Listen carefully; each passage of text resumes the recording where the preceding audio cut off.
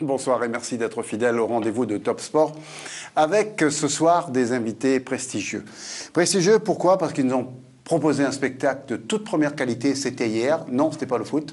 Non, c'était pas Saint-Louis, quoique Saint-Louis a fait l'exploit en battant l'équipe de Pontivy à Pontivy même.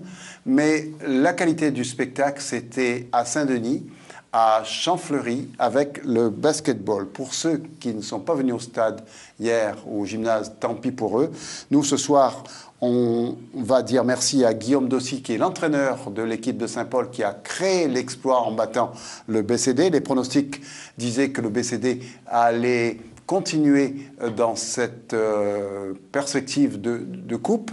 Et avec lui, Stan Irigaray, qui est également joueur de cette équipe de Saint-Paul. Bonsoir Guillaume, bonsoir Stan. Bonsoir.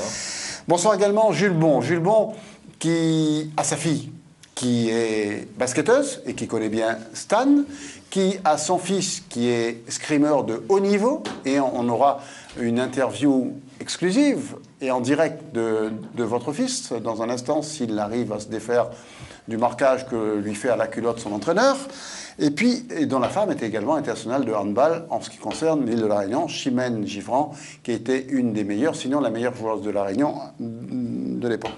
Pierre-Henri Prémont est également avec nous. Et en deuxième partie, on reviendra sur la triste nouvelle du week-end, sur le rallye qui a été endeuillé par la mort d'un des pilotes. Il y aura avec nous le vainqueur le meilleur de tous à la Réunion, Sam Kamfrev, qui voit sa victoire un peu teintée d'amertume, puisque voir un de ses copains, puisqu'ils sont tous copains dans ce rallye, comme au basket, comme ailleurs, voir ça mourir, c'est pas évident. Il y aura Yacine Ganti qui viendra nous parler du Grand Prix de karting de la semaine prochaine qui aura lieu à Saint-Denis.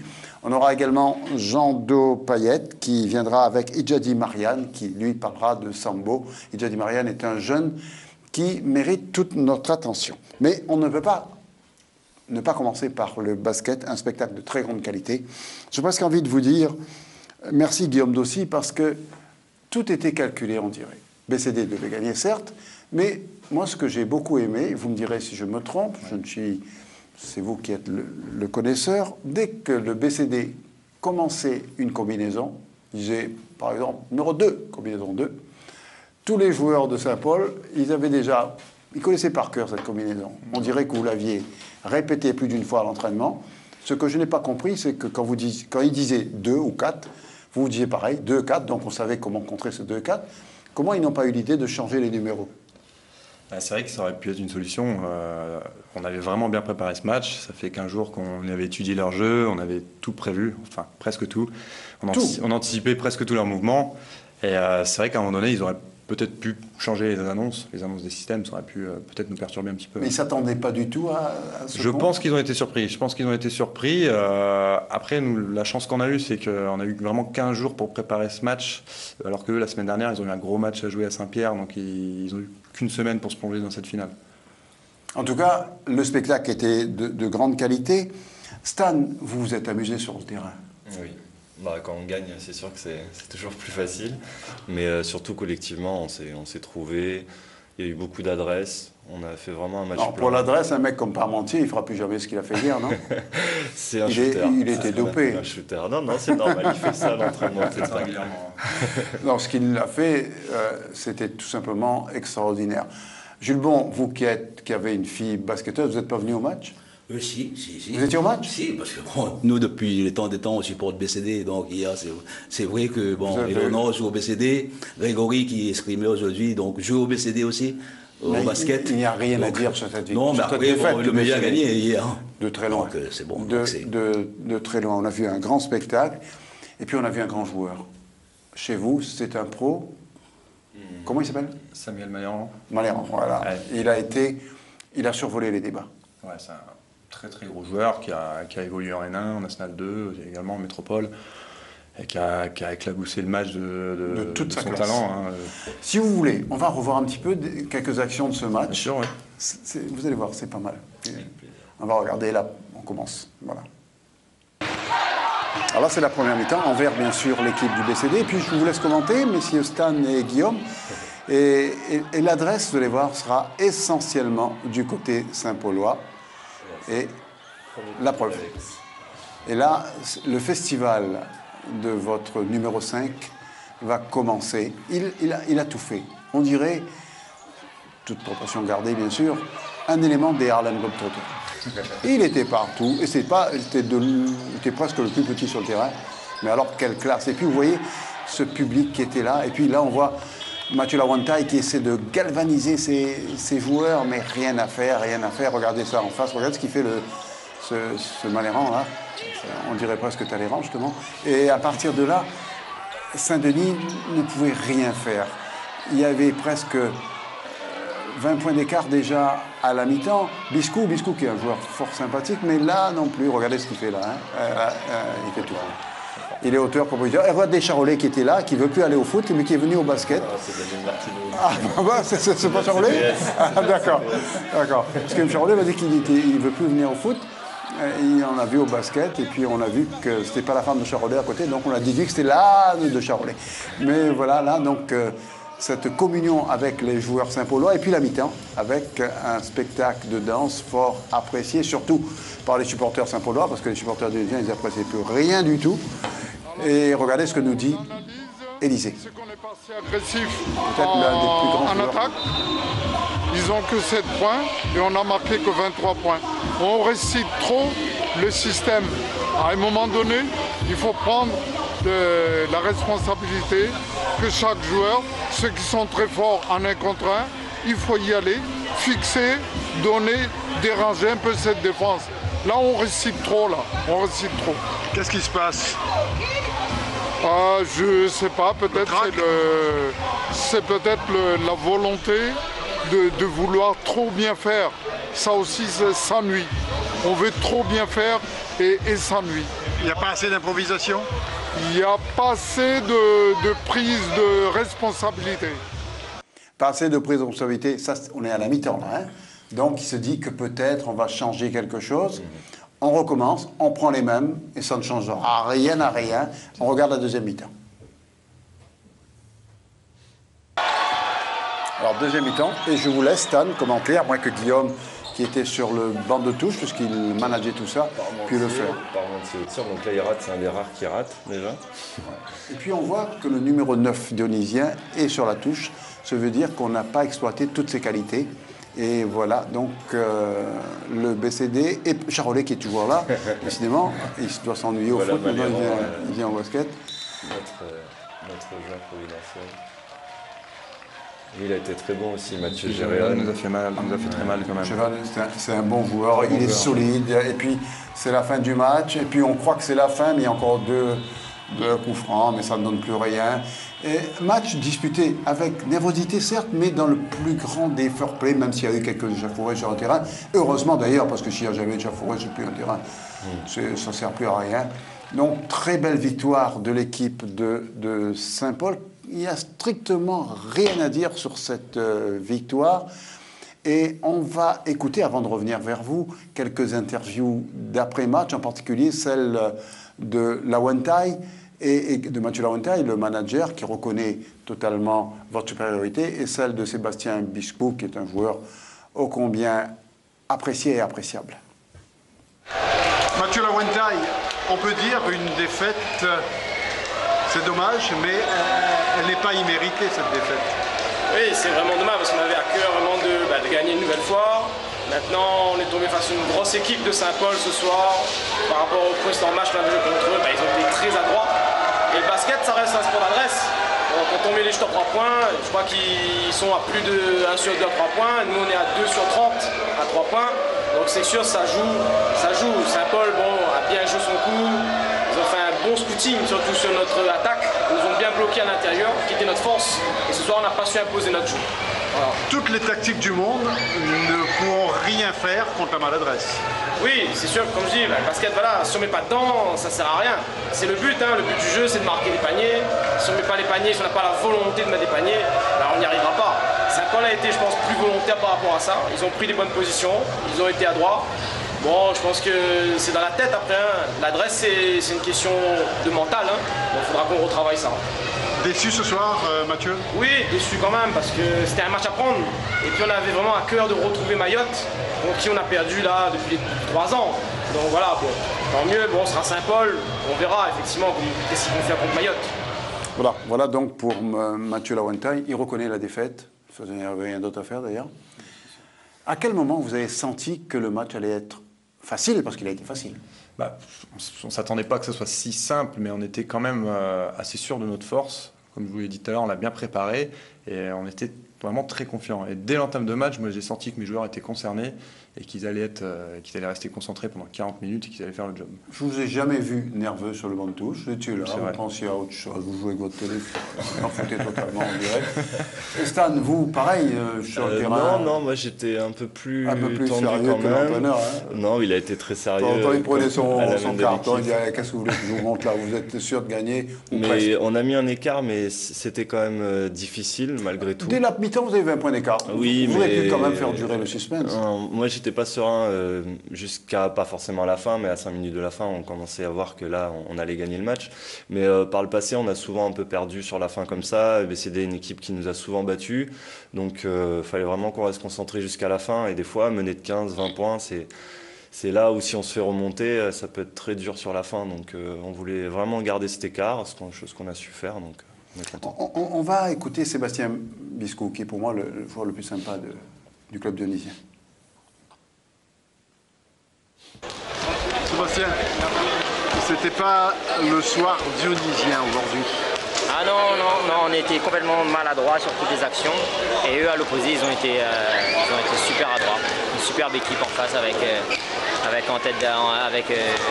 Maléran devant. Une ligne d'arrière pas mal, non? Excellente, ouais. Samuel Maléran, c'est du haut de gamme. C'est du haut. Donc tant mieux pour eux, ils représenteront la Réunion et ils ont mérité leur victoire. Oui, largement, hein. Ouais, après on aurait préféré mettre peut-être un peu plus de répondants. On a essayé, mais bon. Ils étaient plus forts. Ouais, c'est un sport d'adresse et on n'était pas adresse. Mais eux, ils ont en quelque sorte lu votre tactique également. On dirait qu'ils savaient comment vous alliez jouer. Ouais, ils ont appris un ou deux systèmes à nous, mais c'est pas ça qui nous a gênés. Nous, on a été complètement maladroits et eux, comme je vous dis, voilà. On n'a pas su, nous, par contre, contrecarrer leur système de jeu sans vraiment dire qu'ils avaient un système. Ils ont un joueur exceptionnel qui s'appelle Maléran et voilà. Il a fait le travail. Il a fait le spectacle également. Voilà, oui, c'est un joueur exceptionnel, c'est lui. Félicitations, Parmentier derrière, il fait un super match. Après, ils ont des soldats autour, des gars qui font leur taf, pas plus ni moins. C'est une superbe équipe bien construite, donc félicitations à Saint-Paul.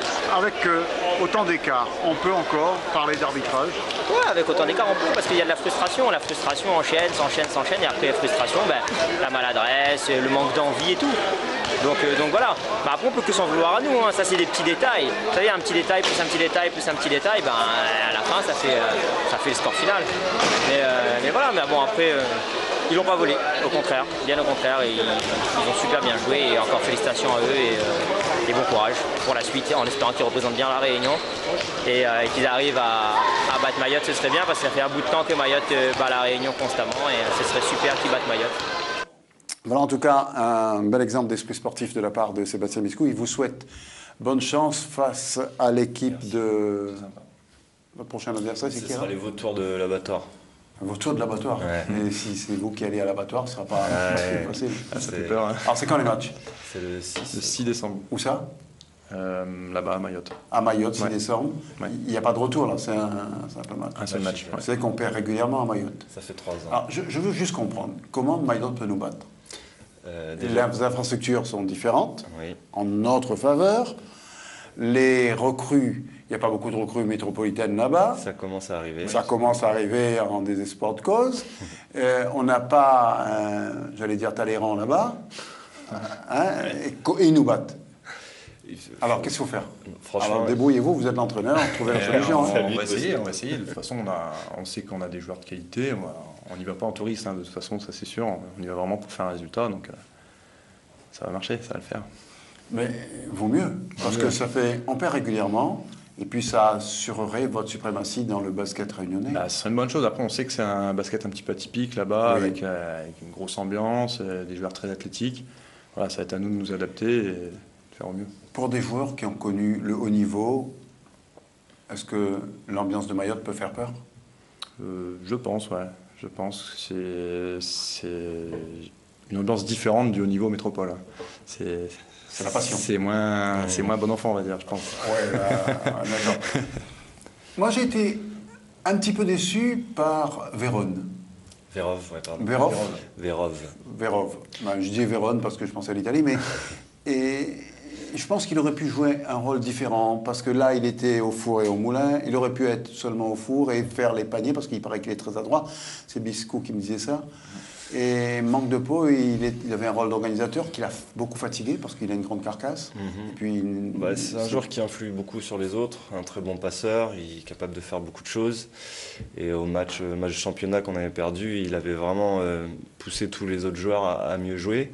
Et c'est vrai que là, collectivement, ils n'ont pas pu s'exprimer. Donc après, c'est pas forcément un joueur qui va prendre le match à son compte, c'est quelqu'un qui va profiter du collectif aussi, qui va rendre les autres meilleurs, mais bon, ben là... Il aurait été mieux que les autres jouent pour lui. Peut-être, ça aurait pu plutôt être que une lui solution. Qui joue pour les autres. À ce moment-là, oui, vu qu'ils n'arrivaient pas, mais bon, c'est facile à tard. dire maintenant, oui. Oui, c'est trop Après, tant mieux pour nous aussi. Voilà. Mais enfin, hier, vous étiez imbattable. On était les matchs comme il a fait... Samuel, oui, il fait ça tout le temps. Il a vraiment fait un gros match hier, mais c'est quand même un joueur qui est capable de faire des grosses perfs assez régulièrement. Il a bien dormi. C'est un gros shooter. Hein. C'est pareil, c'est un gros shooter. Il a carte blanche au-delà de la ligne à 3 points. Il avait une main extraordinaire. Mais assez souvent. Hein. Et c'est un joueur c'est deux joueurs d'ailleurs qui doutent jamais. Ils doutent jamais d'eux. Ils vont rater 2 tirs, ils vont pas s'arrêter, ils vont continuer. Et tôt ou tard, ça va tomber dedans. On pense pas faire l'individuel sur des garçons comme ça, surtout sur ce shooter. De près, faire l'obliger à faire la faute, tu vois. On est beaucoup dans l'équipe malgré tout. Eux, c'est des très bons shooters, mais il n'y a pas qu'eux aussi. Et du coup, s'ils prennent des options, on a quand même d'autres joueurs qui peuvent apporter. L'entraîneur est là pour ça. C'est ça. Puis c'est vrai que cette année, on a un groupe où le danger peut venir un peu de partout. Donc, Saint-Paul a fait un recrutement extraordinaire. De quoi vous vivez?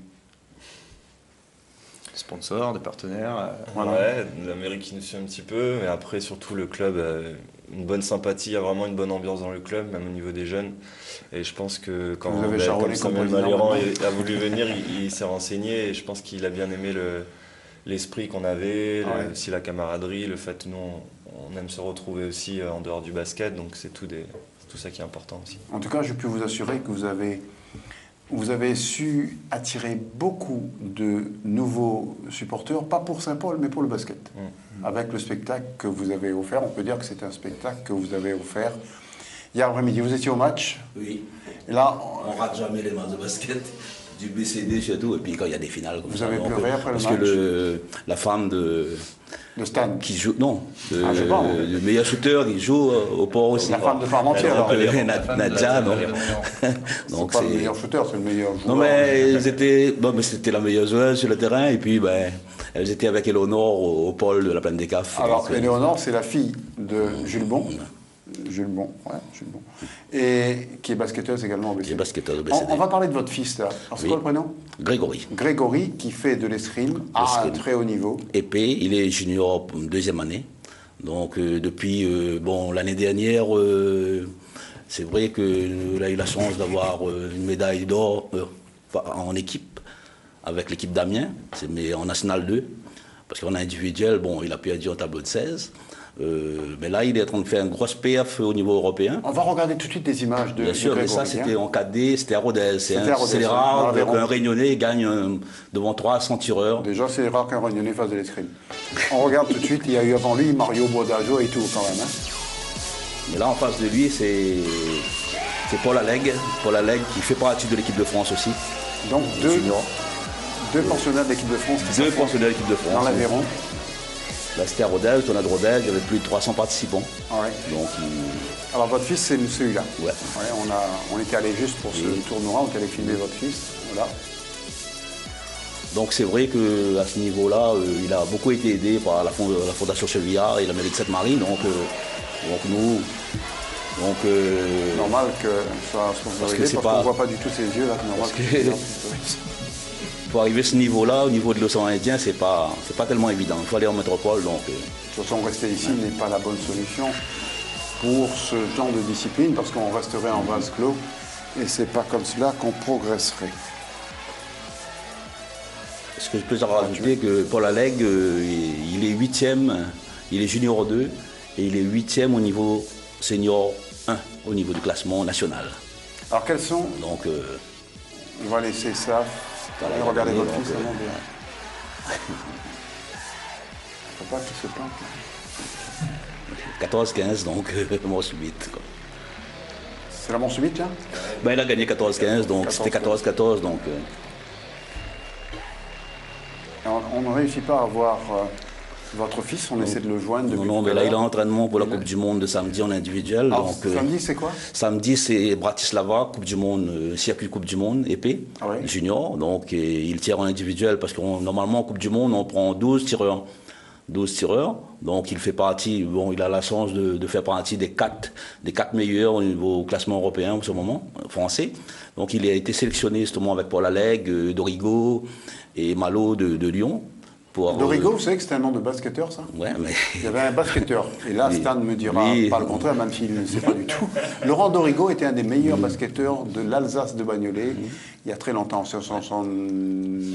62, avec Dorigo Mayer, Alsace de Bagnolet, qui était un club parisien. Mais comme il a fait un bon résultat au Luxembourg à la Coupe du Monde, et au niveau U23 aussi à Colmar il y a 2 semaines, donc il a tiré contre le numéro 2 français, senior, il a tiré contre Marsal, Viasil Marsal, il a perdu en tableau de 64, 15-11, donc il n'a pas été ridicule du tout. C'est pour ça qu'aujourd'hui il fait partie des 4 qui vont représenter la France à Bratislava dimanche par équipe. On en reparle lundi prochain pour savoir ce qu'il a fait comme résultat, même si vous ne venez pas, vous allez nous téléphoner pour nous dire ce qu'il a fait.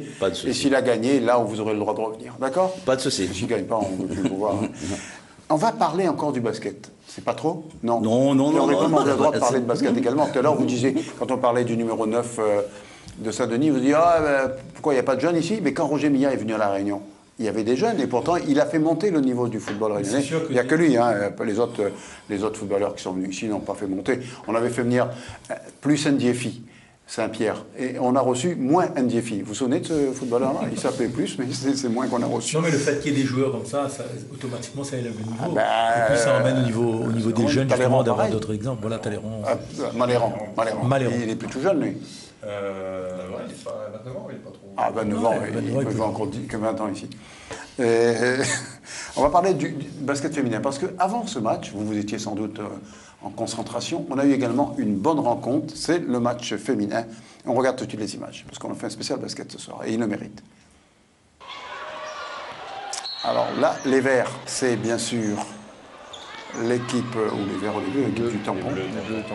En rouge, c'est l'équipe du Port. L'équipe du Port qui a créé la surprise, on peut dire, en tenant tête à ces joueuses du Tampon avec les Fari, Gamarus, qui est une très bonne joueuse.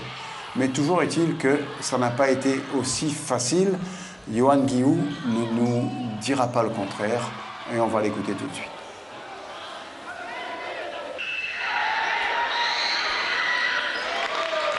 Donc vous voyez qu'à la mi-temps, c'est le Port qui menait, 23-22. Et puis, dans le 3e tiers-temps, les filles du Port se sont, en quelque sorte, déconcentrées. Et regardez le spectacle de Carlo. Et vous nous regardez les autres.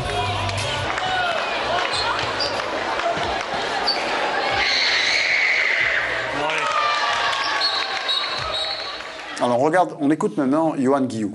Johan Guillou qui n'était pas très confiant et on l'écoute. Johan Guillou, la partie est beaucoup moins facile qu'on aurait pu le croire. Oui, j'aimerais bien que les filles du Tampon enlèvent cette espèce d'auto-stress, ce mal de ventre avant de commencer le match.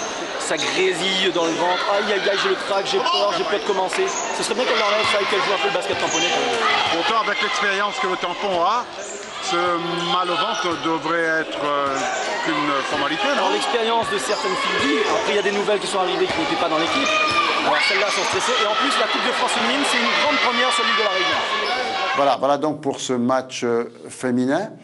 Et victoire donc de l'équipe du Tampon, comme d'habitude, devrait-on dire. C'est vrai qu'elle est un peu intouchable. 3 ans. Oui, un peu comme BCD. Pas autant. Le tampon en filles, là, c'est vraiment très fort depuis 3 ans. Puis en face, l'année dernière, il y avait les Aiglons. Là, il y a le Port, il y a le BCD. Mais le Port, vraiment, hier, m'a bien plu. On écoute les interviews des entraîneurs, en particulier celui du tampon. Vous le connaissez, c'est une figure du basket. Bien sûr. Je disais victoire pas si facile que ça. Non, pas si facile parce qu'une finale ça se gagne. Donc je pense que le Port a le mérite de jouer comme ils ont joué. Et moi ce que je déplore c'est le fait qu'on soit obligé de partir du tampon à 10h du matin avec la route des Tamarins qui est fermée. Donc arriver ici c'est très compliqué. Les gamines elles n'ont du tout pas mangé. Et celles qui ont mangé n'ont pas pu se virer. Donc après on a joué, on a essayé de faire en sorte de gagner ce match et on l'a gagné. Voilà. Alors, après l'entraîneur du tampon, celui du club du Port, Victor Carlo, qui à lui tout seul est un spectacle sur le banc de touche. Il gesticule, il fait des roulades. Il est bien, moi je l'aime bien en tout cas. Et il méritait presque de gagner, ne serait-ce que pour lui-même. On regarde. Franchement, il n'y a rien à reprocher aux filles. Elles ont bien battu. Et moi je pense que la différence tout simplement, c'est que le tampon, ils ont joué vraiment champion. L'expérience. Voilà, l'expérience c'est quand même une équipe, ça fait 3 ans maintenant, ils n'ont pas perdu un match ici à La Réunion. Mais ça veut dire qu'il y a l'espoir pour les championnats. Donc il y a les titres des championnats maintenant à jouer. Il faut qu'on continue à travailler. Les filles maintenant, on voit maintenant la différence entre nous et les tampons. Il n'y a que l'expérience. Et peut-être la Grèce à 3 points en deuxième carton qui a fait la différence. Et après, comme j'ai dit, bravo aux filles du tampon. Je pense que si elles ont gagné, elles sont meilleures que nous. Voilà. Alors, on va prendre congé de vous. Qu'est-ce qu'on dit? On se donne rendez-vous quand là? À Mayotte? Mayotte, ça serait pas mal. Si vous venez, c'est bien. Vous m'avez dit que je devais venir. Je vais venir, bien sûr, c'est normal. Alors, on se retrouve à Mayotte bientôt pour ce tour de coupe qui ne sera pas facile. Ça va être compliqué. Vous attendez déjà. Vous connaissez quand les Maoris disent 4, vous savez c'est quoi la tactique du 4 là, par contre, c'est un peu plus compliqué pour aller scouter les adversaires. Là. Voilà, c'est plus compliqué. Et Stan, en forme? Très. Il est très motivé. Parmentier emmènera sa main? Je sais pas, mais j'espère bien. En tout cas, on a à cœur de bien représenter La Réunion. D'accord. C'est quand même, nous, on se retrouve, ne serait-ce que pour avoir les résultats lundi prochain. Avant toute chose, j'aimerais bien remercier les maîtres d'armes du Bec de Sainte-Marie, le président de Ligue Jean-Paul Languier, qui a beaucoup œuvré, la mairie de Sainte-Marie, pour que Grégory soit là où il est. Moi, je viens du Chaudron, donc je veux dire que toutes les jeunes peuvent arriver à faire le scrim. Il ne faut pas penser que le scrim, c'est seulement un sport de riches. Maintenant, il y a un club, le Bec de Sainte-Marie, on a prouvé qu'avec Alexandre Gopal, qui était champion senior l'année dernière, avec Grégory, avec d'autres jeunes qui montent derrière, donc on peut participer au scrim, même si on n'est pas riche. C'est vrai que le précurseur de l'escrime à La Réunion s'appelait Arrigui. Arrigui, c'est un monsieur. La boxe, scrim et rugby. Arrigui, c'était un monsieur. Et son élève préféré s'appelait Mario Bourdajo, qui a été maître d'armes à Arras. On le connaît parce que son Notre ami Arras, son fils entraînait l'équipe de France, justement. Grégory a beaucoup de chance parce qu'en cadet, c'était le fils de Bourdajo. Donc nous, comme on y va souvent, nous, tous les ans, bon, c'est vrai, avec la continuité territoriale, nous, on arrive à tous les championnats depuis 2011, que Grégory a décroché justement sa médaille de bronze à la fête de jeunes. Donc c'est à partir de là, il a fini 3e en individuel, donc il a été détecté. On revient sur Grégory, sinon on ne finira plus. Alors, on va parler de moto pendant que on va prendre congé de vous trois, le temps que Clément nous parle de moto. Il y a eu 2 compétitions de moto, une la semaine dernière, une hier. On vous laisse commenter ces images successives. D'accord, Pierre-Henri? Oui. Allez, on va voir. On regarde avant.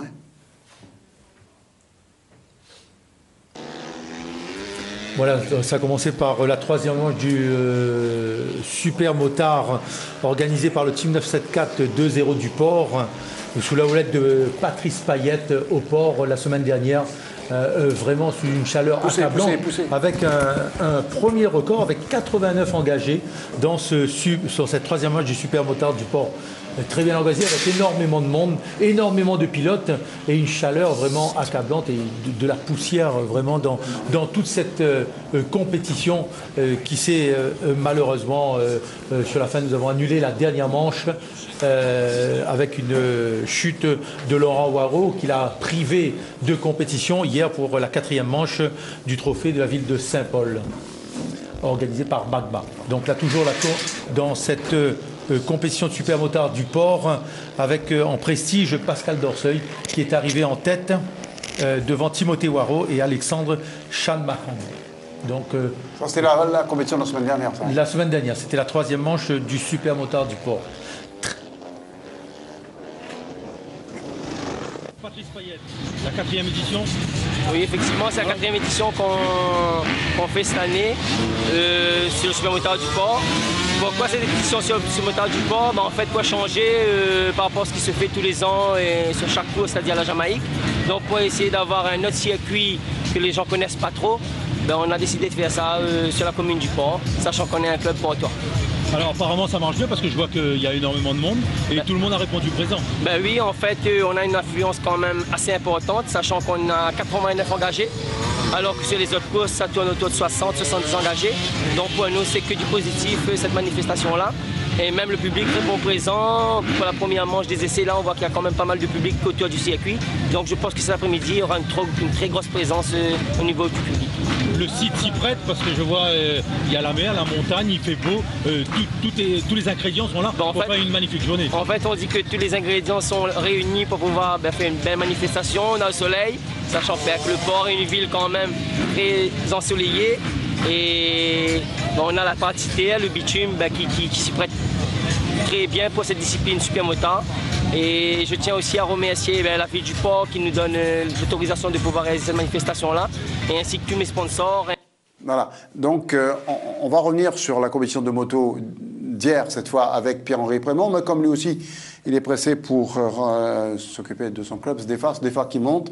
Et vous allez faire une fête dimanche, Pierre-Henri Prémont? Oui, on invite toutes les personnes, les sympathisants, les anciens joueurs, les nouveaux joueurs, tous les Dionysiens. Vous invitez Babas?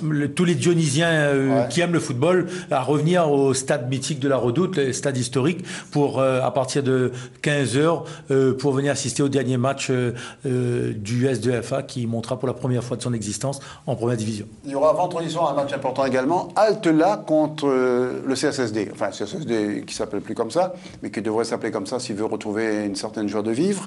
C'est vendredi soir, et si le CSSD peut monter en 2e division, parce qu'on appelle ça 2e, ils ont toutes sortes d'appellations maintenant. Donc voilà, 2 clubs dionysiens qui pourraient monter, 3 clubs avec Bellepierre qui monte également. Voilà donc pour le football. On a un appel. Bonsoir. Oui, bonsoir. Bonsoir, monsieur. Je parle au nom de l'équipage Laolon et Balbolia, concernant le rallye de Bourbon qui s'est passé dernièrement. Oui. Voilà, déjà, on voudrait d'abord rendre un hommage à la famille Grecci, à Johan et Gilbert. Je crois que... Allez-y. Je pense qu'ils sont dans une très intense douleur à l'heure actuelle. La situation que nous avons connue est très très difficile pour l'ensemble du plateau réunionnais parce que nous n'avons jamais été confrontés à ce genre de problème. C'est la première fois que ça arrive. Et si vous voulez, la course à La Réunion, ce n'est pas comme la métropole où beaucoup de gens de plusieurs régions viennent faire la course le week-end et ne se connaissent pas. Ici, c'est une caravane, c'est une famille, c'est les gens qui se connaissent, qui se côtoient tous les jours et qui font le rallye le week-end. Et c'est véritablement une passion. Et la passion a enlevé un des nôtres. Et nous avons tous été très, très, très, très marqués ce week-end. Et j'espère que cela ne se reproduira pas réellement. Mais ça nous a quand même remis en mémoire que le risque zéro n'existe pas et que cela peut arriver. Voilà, donc c'est courage aussi à la Team Bruni.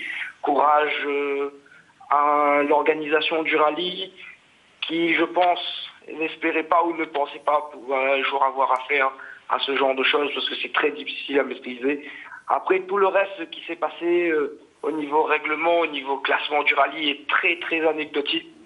Vu l'écart de la gravité de la situation, je pense qu'avec du recul, les commissaires, les gens se mettront autour d'une table et discuteront franchement et arriveront à trouver une solution pour que l'imbroglio du résultat de ce rallye soit dénoué, parce que tout le monde a agi dans l'émotion et je pense que ce n'est pas la meilleure solution.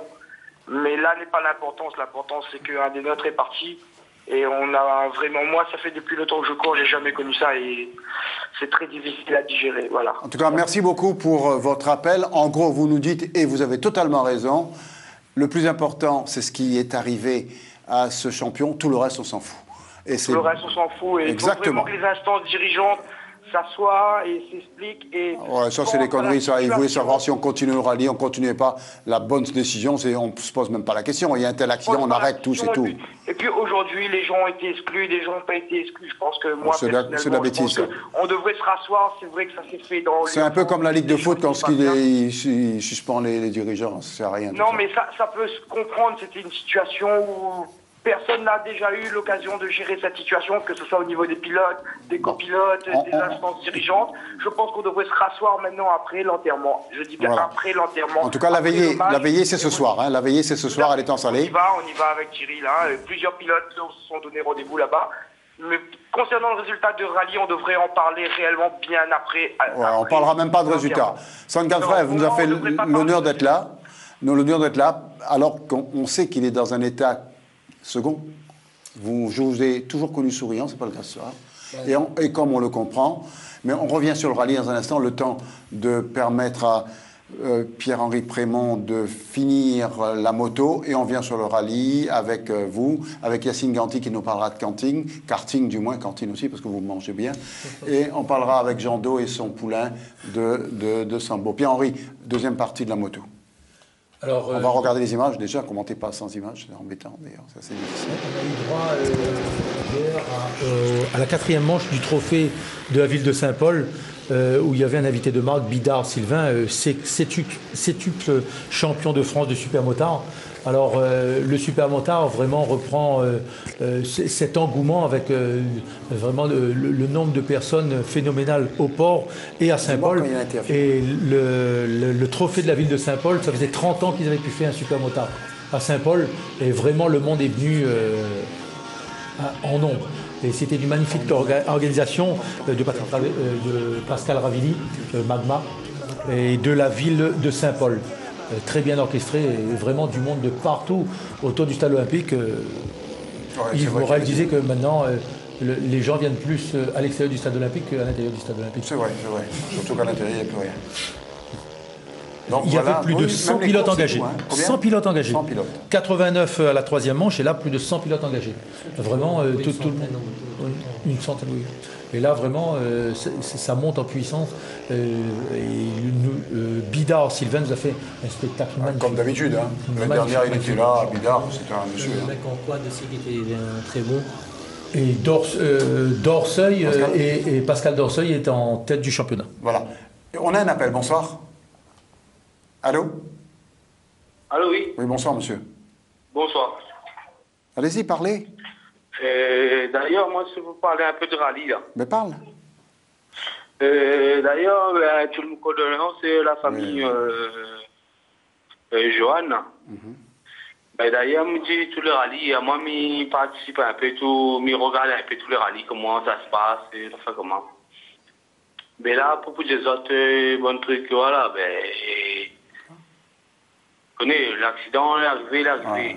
Et quand vous voyez tout le rallye, quand vous voyez les rallyes, ça se passe en Tour d'Écosse, le championnat du monde de France de rallye, quand tu vois tout le bon sportif quand on est sur la route, là, tout n'aura un risque dans la vie. On est bien d'accord. En tout cas, merci d'avoir appelé. Et on sait bien qu'il y a un risque dans tous les sports, que ce soit le foot, le rallye ou la course à pied. Oui. Bon.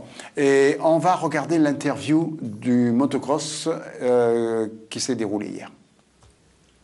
Pascal Ravilli, 4e manche du championnat régional à Saint-Paul. C'est un retour aux sources. Le supermotard a démarré il y a 30 ans de cela à Saint-Paul, autour du stade olympique. Et on revient, Magma, en collaboration avec la mairie de de Saint-Paul et de son maire, Joseph Sinimalé, qui nous a permis de réaliser ce retour. Donc ça commence bien, on a déjà réalisé les premières manches. Beau spectacle un petit peu dans toutes les catégories, on a des pilotes invités, des champions de France. Donc vraiment du beau spectacle à Saint-Paul. Et c'est vraiment un plaisir de remettre une discipline comme ça au goût du jour sur cette commune. Alors, succès populaire, succès au niveau du nombre de pilotes et succès tout court. Pour l'instant, on n'a pas encore fini. Moi, j'attends la dernière manche. Mais c'est vrai que là, on a battu le record d'engagés. Plus de 100 pilotes. Le public, il est nombreux tout autour du circuit. Et ça encourage justement pour l'année prochaine à remettre en place une course encore plus grandiose avec peut-être d'autres invités et continuer dans ce sens. Total de plateau, vous avez vu Stéphane Sainte-Camfrève, notre champion incontesté, incontestable, est avec nous, malgré la douleur. Il est avec toute la famille Sainte-Camfrève qui l'attendent dehors pour aller à l'étang salé. Il y a le papa, il y a les sœurs, il y a tout le monde. Pour vous dire que le rallye est une grande famille. Grande famille également, sans doute, le sambo avec Idjadi. Idjadi, bonsoir. Bonsoir. Idjadi, Marianne, qui est des grands espoirs du sambo à La Réunion. C'est bien cela? Oui, on peut le dire. Oui, on peut. C'est Jean Do qui l'a emmené, Jean Do Payette, qui est un peu le chaperon de tous ces jeunes et qui fait en sorte que ces jeunes, pas toujours favorisés, soient là. Yacine Ganti, on sait qu'il est toujours là lorsqu'il y a rallye, lorsqu'il y a moto, lorsqu'il y a karting. Il y aura karting ce week-end. Il y a un grand prix qui sera organisé ce week-end, c'est le grand rendez-vous de l'année. Et vos deux commissaires qui viennent de Métropole, qui apprécient le soleil et le rhum, là, ils sont toujours là. Exactement. Aïe, aïe, aïe, aïe. Mais bon, en tout cas, un très beau plateau avec des très bons pilotes, des nouveaux pilotes qui viennent. En plus, si vous voulez voir deux personnes bien rouges, allez au karting, vous allez voir deux personnes écarlates, ce sont les commissaires qui arrivent. On aura surtout la petite championne de France qui marque l'histoire du karting, la Sophie Perrin qui remporte le championnat de France de karting pour la première fois et qui fait doubler en remportant également la Coupe de France. Bon, on y sera, nous, en tout cas, au karting. On reparlera de tout cela. Et il faut savoir également qu'il y aura la Coupe de France d'escalade ce week-end. Mais c'est à la Chaloupe Saint-Leu. Et il y aura également une championne de France, et même plus qu'une championne de France. Elle fait partie du top 10 des meilleures grimpeuses. Elle sera la marraine de cette Coupe de France d'escalade. Elle s'appelle Fanny Gilbert. Je pense qu'on aura quelques images de Fanny Gilbert, peut-être tout de suite, peut-être tout à l'heure.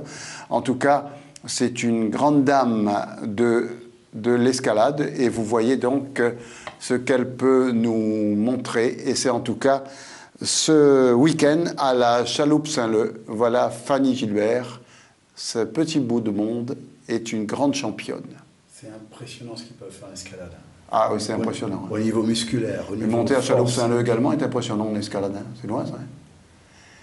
Au niveau de la force musculaire explosive, leur souplesse, mais ils allient des qualités athlétiques phénoménales. Voilà. Stéphane Sainte-Camfrève, on ne va pas parler de votre victoire. À la limite, on l'a dit tout à l'heure, votre victoire. Pour aujourd'hui, on s'en fout. Ouais, honnêtement, on est bien d'accord. Hein. Oui, bien sûr. Comment ça s'est passé? Comment vous, pilote, vous avez appris ce malheur? Nous, déjà, toutes mes condoléances à la famille Velici. Un gros soutien à la team Bruni, parce que c'est eux qui ont engagé cette voiture-là sur ce rallye-là. On a appris cette nouvelle-là, nous, à la fin de la première étape. On est arrivé au parc fermé. On était à côté de Anthony Bruni qui était en larmes et on ne comprenait pas pourquoi et qui m'a annoncé qu'un membre de son équipe était décédé sur la sortie de route. Il est mort sur le coup? Et oui, il est mort sur le coup, d'après les informations. Et voilà, c'est une tragédie, c'est quelque chose qui nous abat tous, parce que là, pour nous, le rallye était terminé à l'annonce de cette nouvelle-là.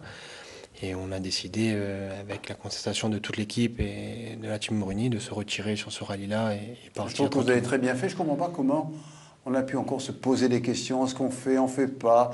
J'ai vu le directeur de course qui disait oui, peut-être, on ne sait pas. Il n'y a même pas de questions à se poser. On arrête tout. Il n'y a rien de pire que ce qui est arrivé. Ça peut remettre en cause plein de choses. Pourtant, ça est la loi du sport. Et on se pose encore des questions si l'un sera déclassé ou pas. Déclasser tout le monde, si vous voulez. Oui, honnêtement, on a été déclassé sur cette manche-là. On avait plus de 2 minutes d'avance sur les autres concurrents. La victoire, elle est partie. Honnêtement, ça, on s'en fout. Et le plus important, c'est de soutenir la famille, de soutenir le team Bruni et de se recueillir ensemble. C'est ce qui va se passer ce soir à l'étang salé. Exactement. On va tous se rendre à l'étang salé chez la maman de Joanne. On va aller lui faire une petite prière, une dernière prière avant son grand départ. On peut tous se donner rendez-vous là-bas ce soir, je crois. Bien sûr. C'est le moment, vous êtes en direct. Bien sûr. Et si tous les rallyman se retrouvaient là-bas, je crois que ce serait un bel hommage à ce charmant garçon dont les employeurs m'ont appelé aujourd'hui pour me dire on a perdu un excellent employé, une société qui s'occupe de photovoltaïque qui m'a appelé, il me dit on a perdu notre gars. Ouais. Mais il aimait son sport, il était tout jeune là-dedans. Cela veut dire également que le rallye n'est pas un sport sans risque. Vous le savez bien, Yacine Ganti qui a fait plein d'accidents déjà le sait également. Et à partir de là, après, oui, c'est un risque. C'est une discipline, on sait très bien quand on prend notre licence que c'est une discipline, il y a un risque. Ce risque-là, on ne le pense pas forcément à chaque départ, mais quand la vie nous rappelle à l'ordre et nous rappelle que voilà, notre discipline est très dangereuse, ça nous fait un choc quand même d'apprendre cette nouvelle-là. Mais moi, ce que je déplore un peu, c'est ce qui se passe autour. C'est ce que certains pilotes sont venus dire sur certains plateaux en disant que l'expérience ou une erreur de pilotage est venue. Sur quel plateau ils ont dit ça? Je pense que du moment où on joue dans un top 20, c'est ce qui était le cas pour l'équipage Velici, ils étaient régulièrement dans le top 20. Ils savent ce qu'ils font. Ils savaient ce qu'ils faisaient. Non, mais il y a toujours des conseillers. Là. Moi, j'ai trouvé ça très dommage. Mais bon, moi, j'estime que les Velici avaient l'expérience, ils savaient ce qu'ils faisaient, ils avaient un potentiel. Maintenant, c'est un fait de course. Ça peut arriver à n'importe qui d'entre nous. On a vu Sever. Jean-François Sever, c'était le champion. Bien sûr. Il s'est planté. Le dernier rallye a participé Sébastien Loeb. Pareil. Il est sorti. Et comment il a dernier fait rallye en Alsace, dans un quartier où il connaît. Donc, il s'est planté quand même. Nul est à l'abri de ce genre de pépins. Et donc voilà, là ça a été fatal. Dire que c'était une inexpérience et tout. L'équipage Velici a fait quand même, à son dernier rallye qu'il a fait, il a terminé 10e au scratch. Non, c'est pas n'importe qui. C'est pas n'importe qui. Il faut pas dire n'importe quoi. Si on n'a rien à dire, il ne faut pas dire rien. Voilà. Quand on n'a rien à dire, on doit fermer sa gueule, non? Exactement, voilà. Bon, maintenant c'est fait. Là, c'est le moment, c'est le recueillement, c'est le soutien à la famille, au team Bruni, sur tout ça. Voilà. Quoi.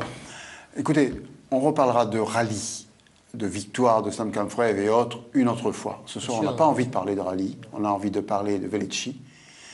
Je pense que Stéphane, en grand champion qu'il est, a montré tout l'hommage qu'il fallait rendre à ce garçon. J'ai vu, je le répète, toute la famille Sam Camfrev est à l'extérieur de nos studios. Ils attendent Stéphane pour aller rendre hommage à ce garçon à l'étang salé. Ça prouve que ce garçon a été aimé de tous, et ça prouve également que la famille Sam Camfrev, qui est parfois décriée, parce qu'on dit ils ont de gros moyens. Mais tant mieux s'ils ont de gros moyens, mais au moins ils montrent également qu'avec de gros moyens, on a également un gros cœur. Et là, il a prouvé, Stéphane, le papa Sam Camfrev est dehors, les sœurs, les frères, tout le monde est dehors. Vous êtes dedans. Dimanche, on fait quoi? Ben écoute, avec Stéphane, justement, on va rendre un petit hommage. On a fait un petit jeu pour des baptêmes de voitures. C'était prévu déjà. On va rendre un dernier hommage à la mémoire de Johan et on fera quelques petits baptêmes en voiture. Dimanche, il faut dire, c'est quoi? C'est karting? Donc c'est karting, c'est la Jamaïque. Voilà, c'est cette affiche-là. C'est tous les plateaux.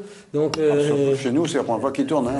On découvre, ils tournent sur les plateaux. Ça ne sert à rien de le faire tourner sur des plateaux qui ne sont pas regardés. Non, c'est certain, plus sur Internet. Maintenant, c'est plutôt sur Internet que ça tourne. Bon, un gros plateau avec 15 pilotes invités, une belle organisation, 2 jours de course avec une réglementation samedi, pour la dimanche. Première fois. Oui, samedi, dimanche, 22-23. Pour la première fois, on va pouvoir mettre vraiment la réglementation fédérale en place, la catégorie Rennes, la casette. Donc, les autres fois, il n'y avait pas de réglementation. Pourquoi vous faites venir ces commissaires rougeons là? Parce que c'est eux qui ont vraiment la maîtrise. Ils sont sur tous les épreuves en métropole. Ils connaissent vraiment, ils ont l'expérience. Donc c'est la fédération qui nous les envoie. Donc là, surtout sur cette épreuve-là, pour la première fois, la catégorie Rennes, donc la KZ125 ils vont participer sur les bases de la fédération. Donc ça va être vraiment un beau spectacle avec les champions de France qui vont être là. C'est samedi ou dimanche? Ça commence samedi avec les essais chrono, les premiers essais chrono à partir de 13h30, 2 manches qualificatives le samedi après-midi, et dimanche on fait la 3e manche qualificative et les pré-finales en finale aux alentours de 15h30, 16h les finales. La semaine prochaine, on va recevoir Dominique Gouman et d'autres peut-être personnes du foot. Donc on recevra également vous-même peut-être et le vainqueur. Le vainqueur, comme d'habitude, voilà, on ramènera le vainqueur sur le plateau. Voilà. Après, on parlera avec Jean Do et son invité tout à l'heure. Entre-temps, on a peut-être Jean-Jacques Charolais au bout du fil.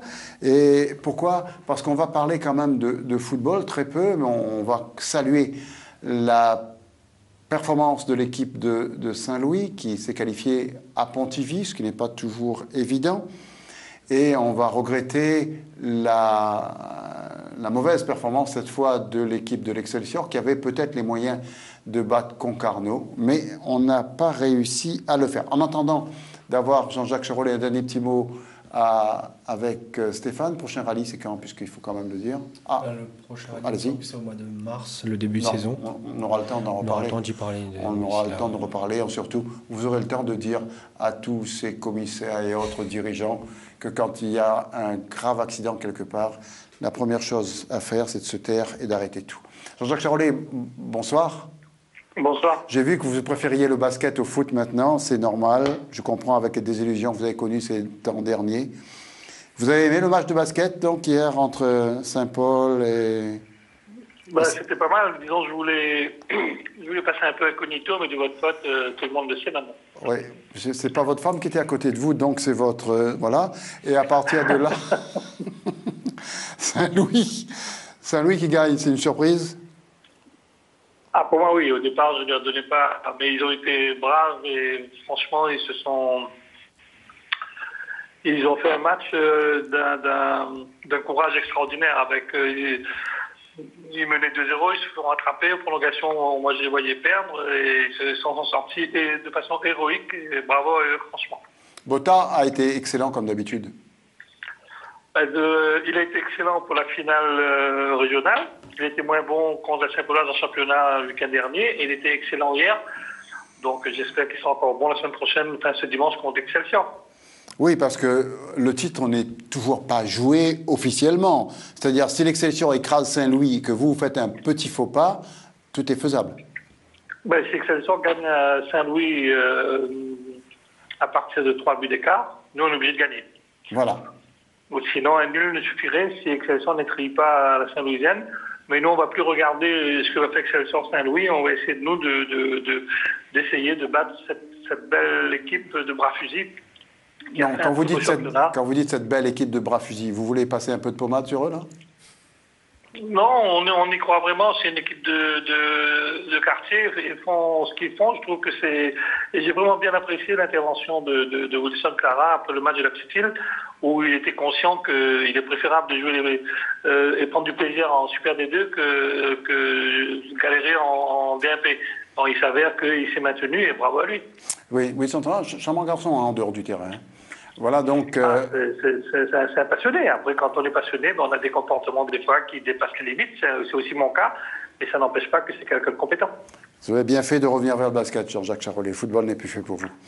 Voilà, en tout cas... Ça coûte moins cher. Voilà, je pense également. Merci beaucoup. Jean-Do, Payette. Oui. Alors, vous étiez là la semaine dernière, vous êtes là cette semaine, vous êtes abonné. Alors, parlez-nous. On a un petit film que vous avez fait pour nous. Oui, en fait, c'est pour présenter le club où est sociétaire Idi Adi Mariam, qui est un des parlez-nous de Idi Adi Mariam. C'est un jeune homme. C'est un jeune homme magnifique. Magnifique, il a découvert le sambo au niveau du UNSS. Il va pouvoir mieux en parler tout à l'heure. Et scolaire, studieux, à l'école. Lycée Georges Brassens. D'accord. Voilà. Et donc, on a un partenariat, le lycée de l'Horizon et Georges Brassens. Il est venu à l'UNSS. Prenant goût, il continue en club. Et il finit vice-champion de France fédéral. Ça s'est passé où? C'était à Chambéry. D'accord. Vous n'avez pas eu froid? Non, ça va. C'était en été alors? Oui, je crois. C'est quel mois? En mars. Mars, c'est presque encore l'hiver à Chambéry. Vous avez vu la neige là-bas, c'est inévitable. Non. Vous n'êtes pas sorti alors? Si. D'accord. Il le verra cette année, parce qu'il va aller s'entraîner pendant les vacances de Noël avec les membres de l'équipe de France. Là, c'est un beau cadeau qu'ils vous font. Hein. Ouais. Je crois que Jean Do... Alors, on regarde votre petit film? Oui, volontiers, ça présente le club où il est. Allez, on regarde.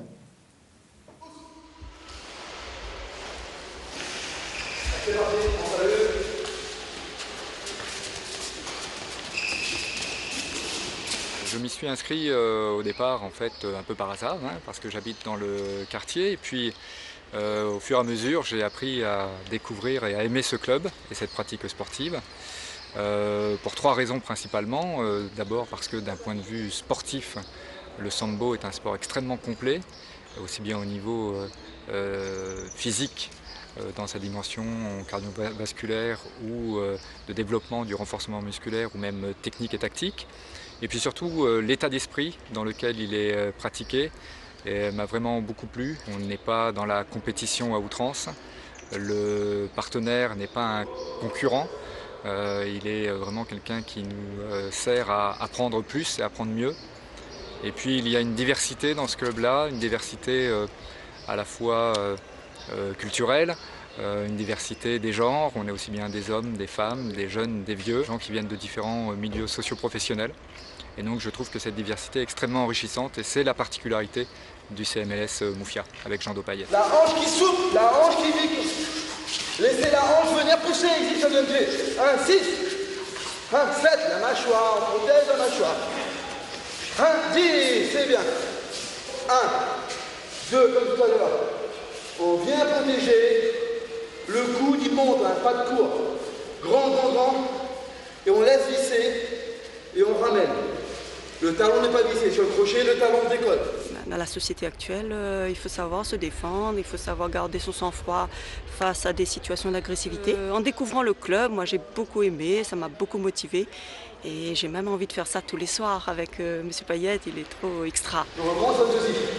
1, 2, 1. Le pied, ici. Pas de pied qui traîne, s'il percute.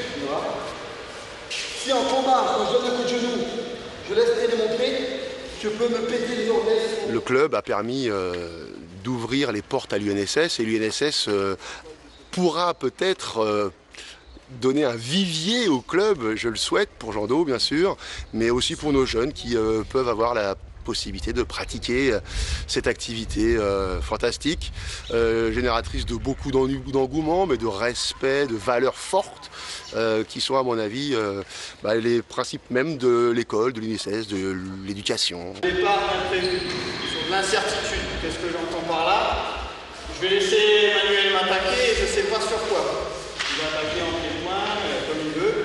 Par contre, je veux que vous fassiez attention à ce bras avant. Et dès qu'il enclenche un crochet bras avant, je veux que vous avanciez dessus. Si ce que je veux c'est bloquer, voilà, pas bon pied-point, j'avance et je saisis. À partir d'ici, à vous d'utiliser vos techniques de projection. Je suis un combattant qui vient du judo à la base. J'ai cherché à me diversifier un petit peu à La Réunion en découvrant d'autres pratiques. Donc je me suis tourné vers le sambo, j'ai cherché un club qui voulait bien m'accueillir. Et puis donc, je suis arrivé dans ce club. Voilà, j'ai tellement goût que je suis allé passer mes diplômes ensuite pour devenir enseignant. Je suis allé jusqu'au brevet d'État. Et ayant ce brevet d'État là en poche, après j'ai décidé de créer ma section également sur Bras-Panon. Voilà, on a un club où il y a plusieurs antennes. Et donc grâce à ce club-là, j'ai pu passer du stade de pratiquant à encadrant et à dirigeant. Vas-y, allez, attaque. Alors, vous dites, Jean Do, monsieur, là? Je dis que là, monsieur, c'était c'était un champion militaire de karaté à l'époque, qui s'est mis au sambo dans le club aussi. Ouais. Comment il s'appelle? C'est Alain Gouroya, qui donc est entraîneur dans le club. En même temps, ça permet, quand je suis ici, que le cours continue. D'accord, parce que c'est tous les soirs, les cours? Lundi, mercredi et vendredi, 19-20h30. D'accord. Alors, parle-nous de toi. Tu vas partir très bientôt. Noël, tu le passes en métropole? Oui, en métropole. Ça, content? Oui, très content. Surtout que ça sera ma première fois. Que quoi? Que je vais passer Noël en métropole. Oui, mais enfin, tu vas assez régulièrement maintenant en métropole pour tes compétitions? Là, ce sera ma deuxième fois. D'accord. Et je souhaite repartir aussi en mars toujours pour les championnats de France. Mais il ne peut pas aller à l'école là-bas, non? Une sorte de sport-études. Ouais. Eh bien, pour l'instant, il va finir sa terminale ici. En terminale? Donc, mais ensuite, il envisage d'aller dans une école pour devenir ingénieur aéronautique. Et donc, comme c'est à Toulouse, le conseiller technique national étant là-bas, il aura une continuité de qualité. À l'ASNIAS, à Toulouse. L'école d'aéronautique s'appelle l'ASNIAS. Et tu pourras venir avec ton avion tout seul ici après. Oui. Voilà. Et quel est l'avenir, on peut dire, national d'un jeune comme ça? Un jeune comme ça, eh bien, il va peut-être intégrer l'équipe de France courant de l'année ou l'année prochaine, selon ses résultats à ce championnat. Oui, parce que l'équipe de France, c'est à partir de 20 ans. Et il n'a pas 20 ans? Non, Mais il y a aussi les jeunes qui vont en championnats internationaux, qui ne sont pas l'équipe première, l'équipe de France, mais on prépare l'avenir. Et il a 2 ans et demi de pratique. Un très bon combattant au niveau international, c'est 3 à 5 ans minimum pour exploser. Donc il a encore de la marge de progression. À La Réunion, on lui donne tout ce qu'on peut de meilleur, mais on relaye l'information maintenant et la formation pour lui avec les entraîneurs nationaux et le conseiller technique national. Alors, conclusion de tout ça. On se retrouve bientôt après ton stage de Noël. Oui. Je passerai ici pour avoir un petit bilan de ce stage avec Jean Do. Nous, on se retrouve ce soir et demain peut-être pour l'enterrement Demain aussi également. de notre champion, parce qu'il a fait 10e l'autre fois, alors qu'il vient de faire les rallyes, c'est quand même pas mal. Très bien. Yacine, dimanche... Nous, samedi, on démarre samedi donc, avec les vérifs le matin, donc de bonne heure, 8h. Et la compétition démarrera à 13h30 sur 2 jours, donc dimanche matin aux alentours de 9h. Et pour une remise des prix aux alentours de 17h, toujours sur le site de la Jamaïque. Voilà, ça en général, c'est un succès.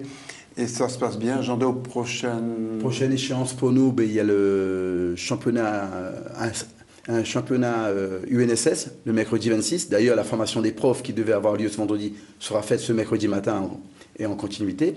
Ensuite, on a le 30 novembre le championnat sportif de La Réunion au niveau fédéral. Et le 14 décembre, en nocturne, le championnat combat, qui est la spécialité d'IJ, même s'il fait les deux. Tu seras là le 14 décembre? Oui. C'est où? C'est au gymnase Manès. Au port? Pas le 14 décembre, ça c'est pour le 26 novembre. Si tu le 14 décembre, on sera au dojo régional. Comme le 30 novembre, on sera au dojo régional. Si tu vas à Manès, tu seras le seul là-bas. Non, il y sera pour l'UNSS le mercredi 26. D'accord. Bon, écoutez, tous les rendez-vous sont pris. Merci Yves. Merci Jean Do, merci Yacine, merci Monsieur Marianne. Merci. C'est ton prénom Idjadi. Oui. Ah, tu vois, je me débrouille. Si tu me permets, un petit coucou à tous les clubs qui se développent et au dernier qui s'est créé, au Tampon. Donc, salut à tous les Samboïs du Tampon qui démarrent très bientôt leurs entraînements. C'est notre dernier club au niveau du comité régional. Voilà.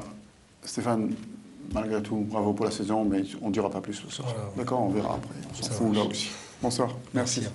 Bonsoir.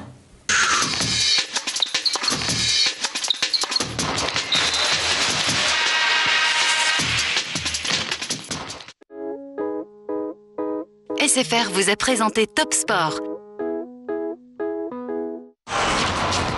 Votre émission Top Sport vous a été présentée par la Foire Fouille. Top Sport vous a été présenté par Millésime Autoservice.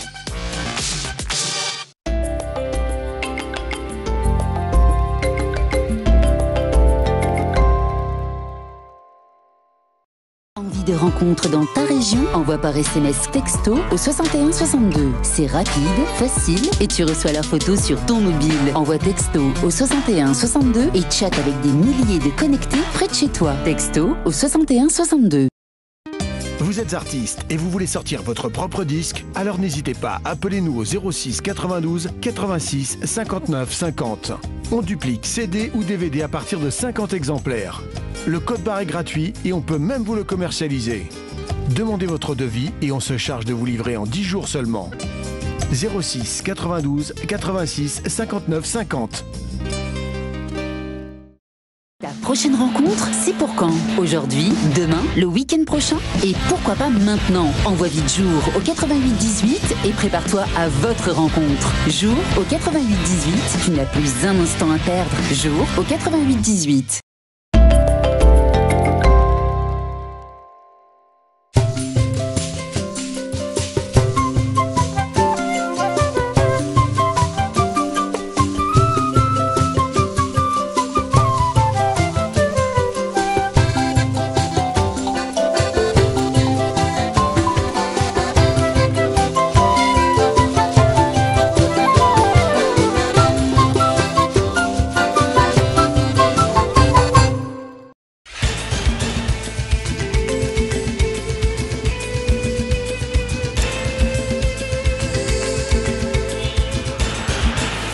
Nous sommes le lundi 17 novembre. Merci de me retrouver sur Télécréole et sur Créole FM. Voici l'essentiel des informations à La Réunion et dans la zone océan Indien.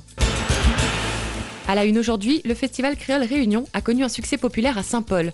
Le week-end dernier, en effet, Télécréole organisait le premier festival créole local. Quelques semaines après la clôture de celui des Seychelles, le festival Créole Réunion offrait la possibilité aux visiteurs de découvrir la vie longtemps, les jeux longtemps, les tenues d'antan aussi. De nombreux stands proposaient en effet aux nombreux visiteurs venus en famille de découvrir le coco, le moulin à maïs, les charrettes bœuf. La tradition et la culture créole étaient donc au menu. Jean-Claude Darsoulan. Alors, je m'appelle Mélodie. Bonjour, je m'appelle Océane. Aujourd'hui, nous sommes là pour le festival créole et nous représentons l'association Sabé Karati. Alors, je suis heureuse de participer au festival créole parce que c'est le premier à La Réunion et c'est une bonne initiative pour La Réunion, c'est surtout pour Saint-Paul. Aujourd'hui, ça donne beaucoup de prestations, danser, défiler, il y aura des contes. Que ça nous l'a préparé avec l'association CISCB, nous l'a préparé un bon réchauffé avec zécline à morue et sans oublier un bon petit regaille tomate. Et aussi, nous avons plein de fruits et légumes longtemps. Et aussi, nous allons retrouver aussi à vendre tout ce qui dit les barquettes de maïs soso, les embériques, tout ce qui dit dans le temps longtemps. Et oui, avant effectivement, avant tu manges comme ça même. Et là, les gens sont contents de retrouver les traditions longtemps. Et donc là, grâce à Festival Créole, on retrouve la culture dans le temps longtemps. Et nous, c'est les fleurettes de Langevin dans la maison de la ruralité. Et nous venons ici pour au Festival Créole.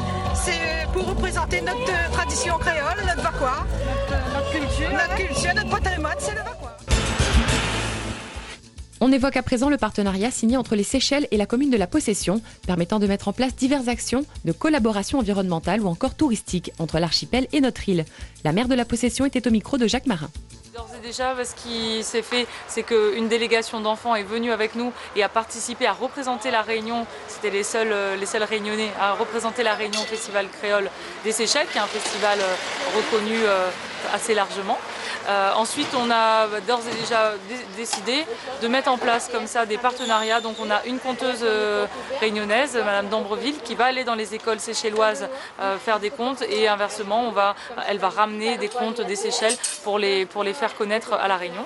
Ensuite, on est en train de voir avec le TCO et Cycléa pour amener l'expertise par rapport aux déchets, parce que le tri des déchets et la collecte sélective n'existe pas encore aux Seychelles, et leur permettre eux aussi de sauvegarder leur environnement et de faire en sorte vraiment que la belle île les belles îles des Seychelles restent le plus propre possible. Et enfin, au niveau sportif, le CAPOS, qui a une expertise pour l'ouverture et le tracé de sentiers et la mise en place de courses, va aller pour mettre en place un trail pour les Seychelles et voir comment au niveau touristique leur amener une plus-value. Et en contrepartie, nous, au niveau de La Possession, nous sommes en train de voir avec l'Académie du tourisme pour que les 200 places qui sont vacantes dans les hôtels des Seychelles puissent être partiellement occupées par des possessionnés, des jeunes possessionnés qui veulent se former dans le tourisme. Société à présent, hier, la route des Tamarins était piétonne et cyclable. Véhicule interdit en effet durant quelques heures pour permettre aux Réunionnais de profiter de l'axe routier, mais aussi volonté régionale de réduire l'émission de gaz à effet de serre. En effet, l'objectif était double ce dimanche pour la région. De 6h à 18h, c'est à pied, à vélo, roller, trottinette ou autre objet roulant que plus de 21 000 usagers ont pu prendre le temps de faire du sport ou d'admirer les paysages.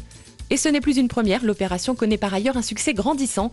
Un succès quelque peu mitigé pour certains qui, au retour vers leur véhicule, ont pu retrouver sur leur pare-brise des amendes pour mauvais stationnement. Une indication à ne pas oublier pour la prochaine édition de l'action Route Libre. Image et interview, Willy Julnon. Vous avez des idées, la route automontale, tu traverses ça, comme les petits visiteurs un peu. Il permet déjà de faire du sport, faire du vélo, les mamans ils peuvent en profiter aussi. Et puis je prends ça tous les jours en voiture, pour une fois je peux la faire à pied, c'est bien.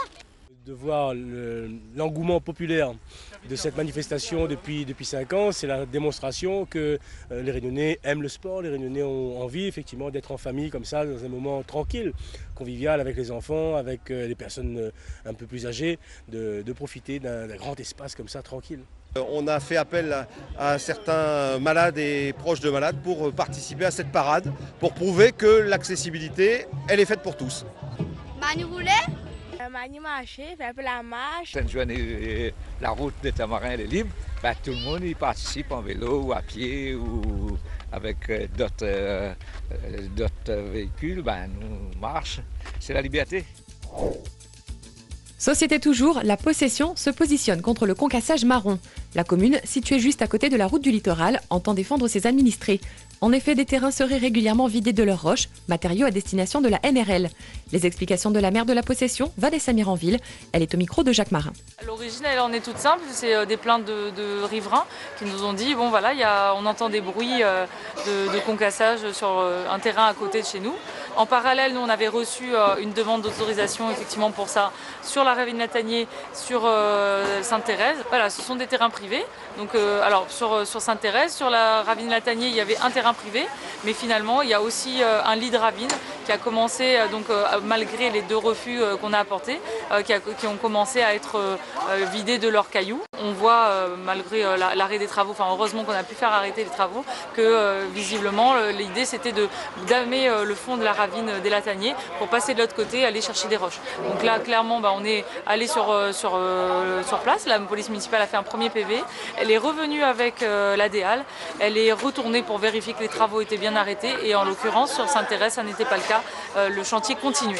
Donc là j'ai dit aux grands mots les grands remèdes, je vais monter sur place avec la police municipale, la gendarmerie en renfort et les médias pour vraiment alerter l'opinion publique et les possessionnés, les réunionnais en général, qu'on ne doit pas céder aux pressions de ces concasseurs marrons. On doit faire en sorte vraiment de leur imposer de respecter la loi et de ne pas aller sur des choses qui vont mettre en péril ensuite les habitations qui se trouvent en contrebas de ces chantiers. En tant que maire, j'ai ce devoir de police qui fait que quand quelque chose met en péril une partie de ma population, je suis garante de la protection, de la sécurité. Donc c'est ce que j'ai. On ouvre à présent le volet santé pour parler du diabète. Une journée mondiale, une chaîne à La Réunion et une caravane sur les routes aussi. En effet, vendredi 14 novembre dernier était la journée mondiale du diabète. Dans notre île au port se tenait une journée consacrée à la prévention tout d'abord et à la sensibilisation des conséquences de cette maladie, autant que sensibiliser à l'importance de l'alimentation. L'ORAR organisait en effet avec plusieurs partenaires des ateliers, des démonstrations culinaires et même une chaîne humaine géante, laissant deviner l'anneau bleu, symbole de la lutte contre cette maladie qui à La Réunion concerne 8,8% de la population. Chaque année, 3900 nouveaux cas sont détectés. Les professionnels de santé tiennent aussi à insister sur la nécessité du dépistage, car à n'importe quel stade de diabète, il est possible d'agir. De nombreuses actions sont régulièrement menées dans ce but, à l'instar de la caravane diabète. Aujourd'hui, on a travaillé en partenariat avec l'association Santé en entreprise, l'assurance Sophia et la maison du diabète. Donc sur ce stand, on a un infirmier, on a une diététicienne, on a quand même une spécialiste au niveau du diabète représentée par Sophia. Et donc on propose aux personnes essentiellement de la prévention, des conseils au niveau prévention et aussi bien sûr des dépistages, donc aussi des conseils pour les personnes qui sont finalement soit prédiabétiques, soit diabétiques, s'ils sont dépistés positifs, on va dire. Environnement, nous traversons actuellement la période la plus sèche depuis 50 ans à La Réunion. Si le comité sécheresse réuni la semaine dernière n'a pas décidé de mettre en place des mesures générales, intercommunales ou départementales et ce en termes de restrictions, il n'en demeure pas moins que cette année, la période sèche l'est particulièrement. En effet, cela fait 50 ans que l'on n'avait pas connu pareille sécheresse. La préfecture de La Réunion incite par conséquent la population à restreindre la consommation en eau et ce durant cette saison cyclonique et sèche. Un prochain point sur la situation de la ressource en eau sera fait début décembre. La saison cyclonique a en effet débuté. En fin de semaine dernière, les services Météo France informaient sur le lancement de la saison cyclonique et les précautions à prendre avant l'arrivée éventuelle de ces phénomènes climatiques dont les noms ont par ailleurs été dévoilés. Et dans le même temps, une perturbation tropicale a été observée au nord-est de La Réunion à 1765 km et confirmait ainsi l'annonce de Météo France. Ce système ouvre ainsi concrètement cette saison. Hier soir, la tempête tropicale modérée a été baptisée donc Adjali. Cependant, aucun danger pour La Réunion pour les prochaines 72 heures. Les présélections Miss Réunion 2015 ont commencé dans le Nord. Le village Bienvenue accueillait en effet ce samedi la première présélection à laquelle une douzaine de candidates ont rivalisé de charme et de séduction pour décrocher une place à l'élection finale. Prochaine étape pour le comité Miss Réunion, l'organisation de la même soirée pour les 3 autres secteurs de l'île, l'Ouest en décembre, le Sud en janvier et l'Est en février. Autre événement à présent qui se déroulait le vendredi 14 novembre dernier, le premier spectacle des Acharnés organisé par l'association de coopération humanitaire et qui a réuni au Petit Stade de l'Est une quarantaine d'artistes locaux et de personnalités dans le but de proposer au public un spectacle inédit mais surtout de sensibiliser au refus de la misère. Inspirée donc des Enfoirés, la soirée permettait de financer la future Maison du Bonheur, dédiée aux personnes démunies ou illettrées, ou encore pour les personnes en situation de handicap ou touchées par la pauvreté. Sport et nous revenons sur le 7e rallye de Bourbon, organisé dans l'Est le week-end dernier. Un rallye endeuillé et stoppé par respect, décision de l'organisation, suite à un accident ayant provoqué le décès d'un copilote.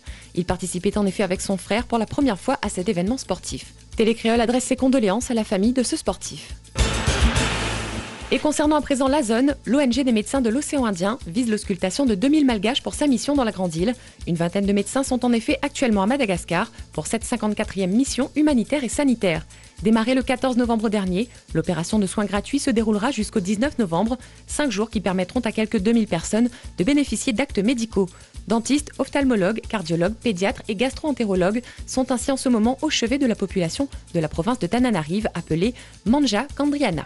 Voilà qui referme votre édition d'information locale et de la zone océan Indien. Je vous remercie de l'avoir suivi sur Télécréole et sur Créole FM. Et pour partager vos temps forts, envoyez-nous vos images. Bonne suite de programme à tous. On se quitte ce soir sur quelques images de notre île vues par un couple de vacanciers. I think that was the moment I knew true love. She said she loves who I'd be if I grew up.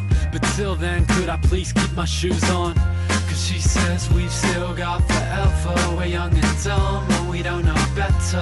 And I don't get her, but I tell her she'll come around. Well, I know we're up and down, but that won't mess us around, no, no. And this may be jumping in the deep end, but maybe we could watch some TV on the weekend. I'll come to yours, maybe we could have some pizzas, fight about some dumb shit and tell each other secrets. And while you were getting plates in the tea set, I saved time and thought of names for our 3 kids. But I'll forget them when we argue for no reason. Tease you endlessly but worry about your feelings. Cause she says we've still got forever. We're young and dumb and we don't know better. And I don't get her, but I tell her she'll come around. Well, I know we're up and down, but that won't mess us around, no, no.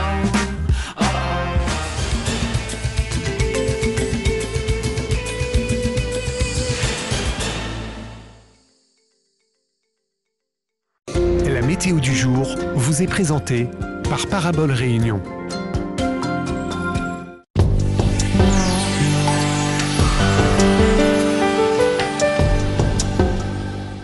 Bonsoir à tous, en ce lundi 17 novembre, bonne fête à toutes les personnes qui se prénomment Elisabeth. Voyons à présent les prévisions pour demain. Persistance d'un régime d'alizé de secteur sud-est le matin, à l'avant d'une masse d'air devenant de plus en plus humide en cours de journée. Le matin, le soleil domine en majeure partie sur la Réunion, puis l'après-midi, le temps devient de plus en plus nuageux et humide par le nord-est et l'est, avec des précipitations localement marquées. Le vent de sud-est du matin s'oriente au fil des heures à l'est, puis au nord-est en fin de journée, en étant faible à modéré.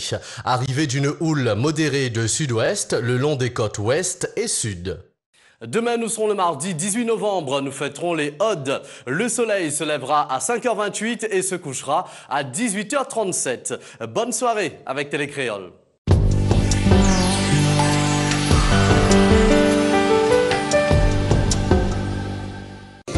La météo du jour vous a été présentée par Parabole Réunion.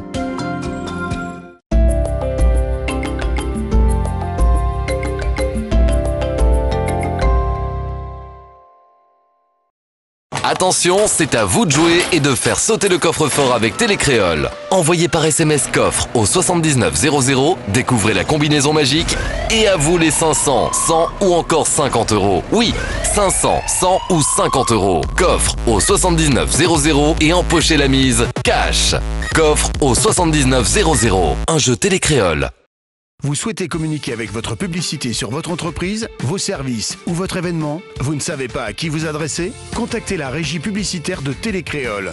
Avec Mediaron, offrez-vous une visibilité télé au meilleur rapport qualité-prix. Diffusez votre publicité 5 à 10 fois par jour pendant une semaine minimum à des tarifs correspondant à votre budget. Alors n'hésitez plus, contactez-nous à régiepub@télé-créole.re ou au 06 92 62 21 44 pour tout devis ou disponibilité de nos écrans pub. Tu voudrais lui faire confiance, mais est-il fidèle? Envoie Cocu au 80 88. Tu trouves qu'il a changé? Ne reste pas dans le doute. Envoie Cocu au 80 88 et tu auras les réponses à tes questions. Cocu au 80 88.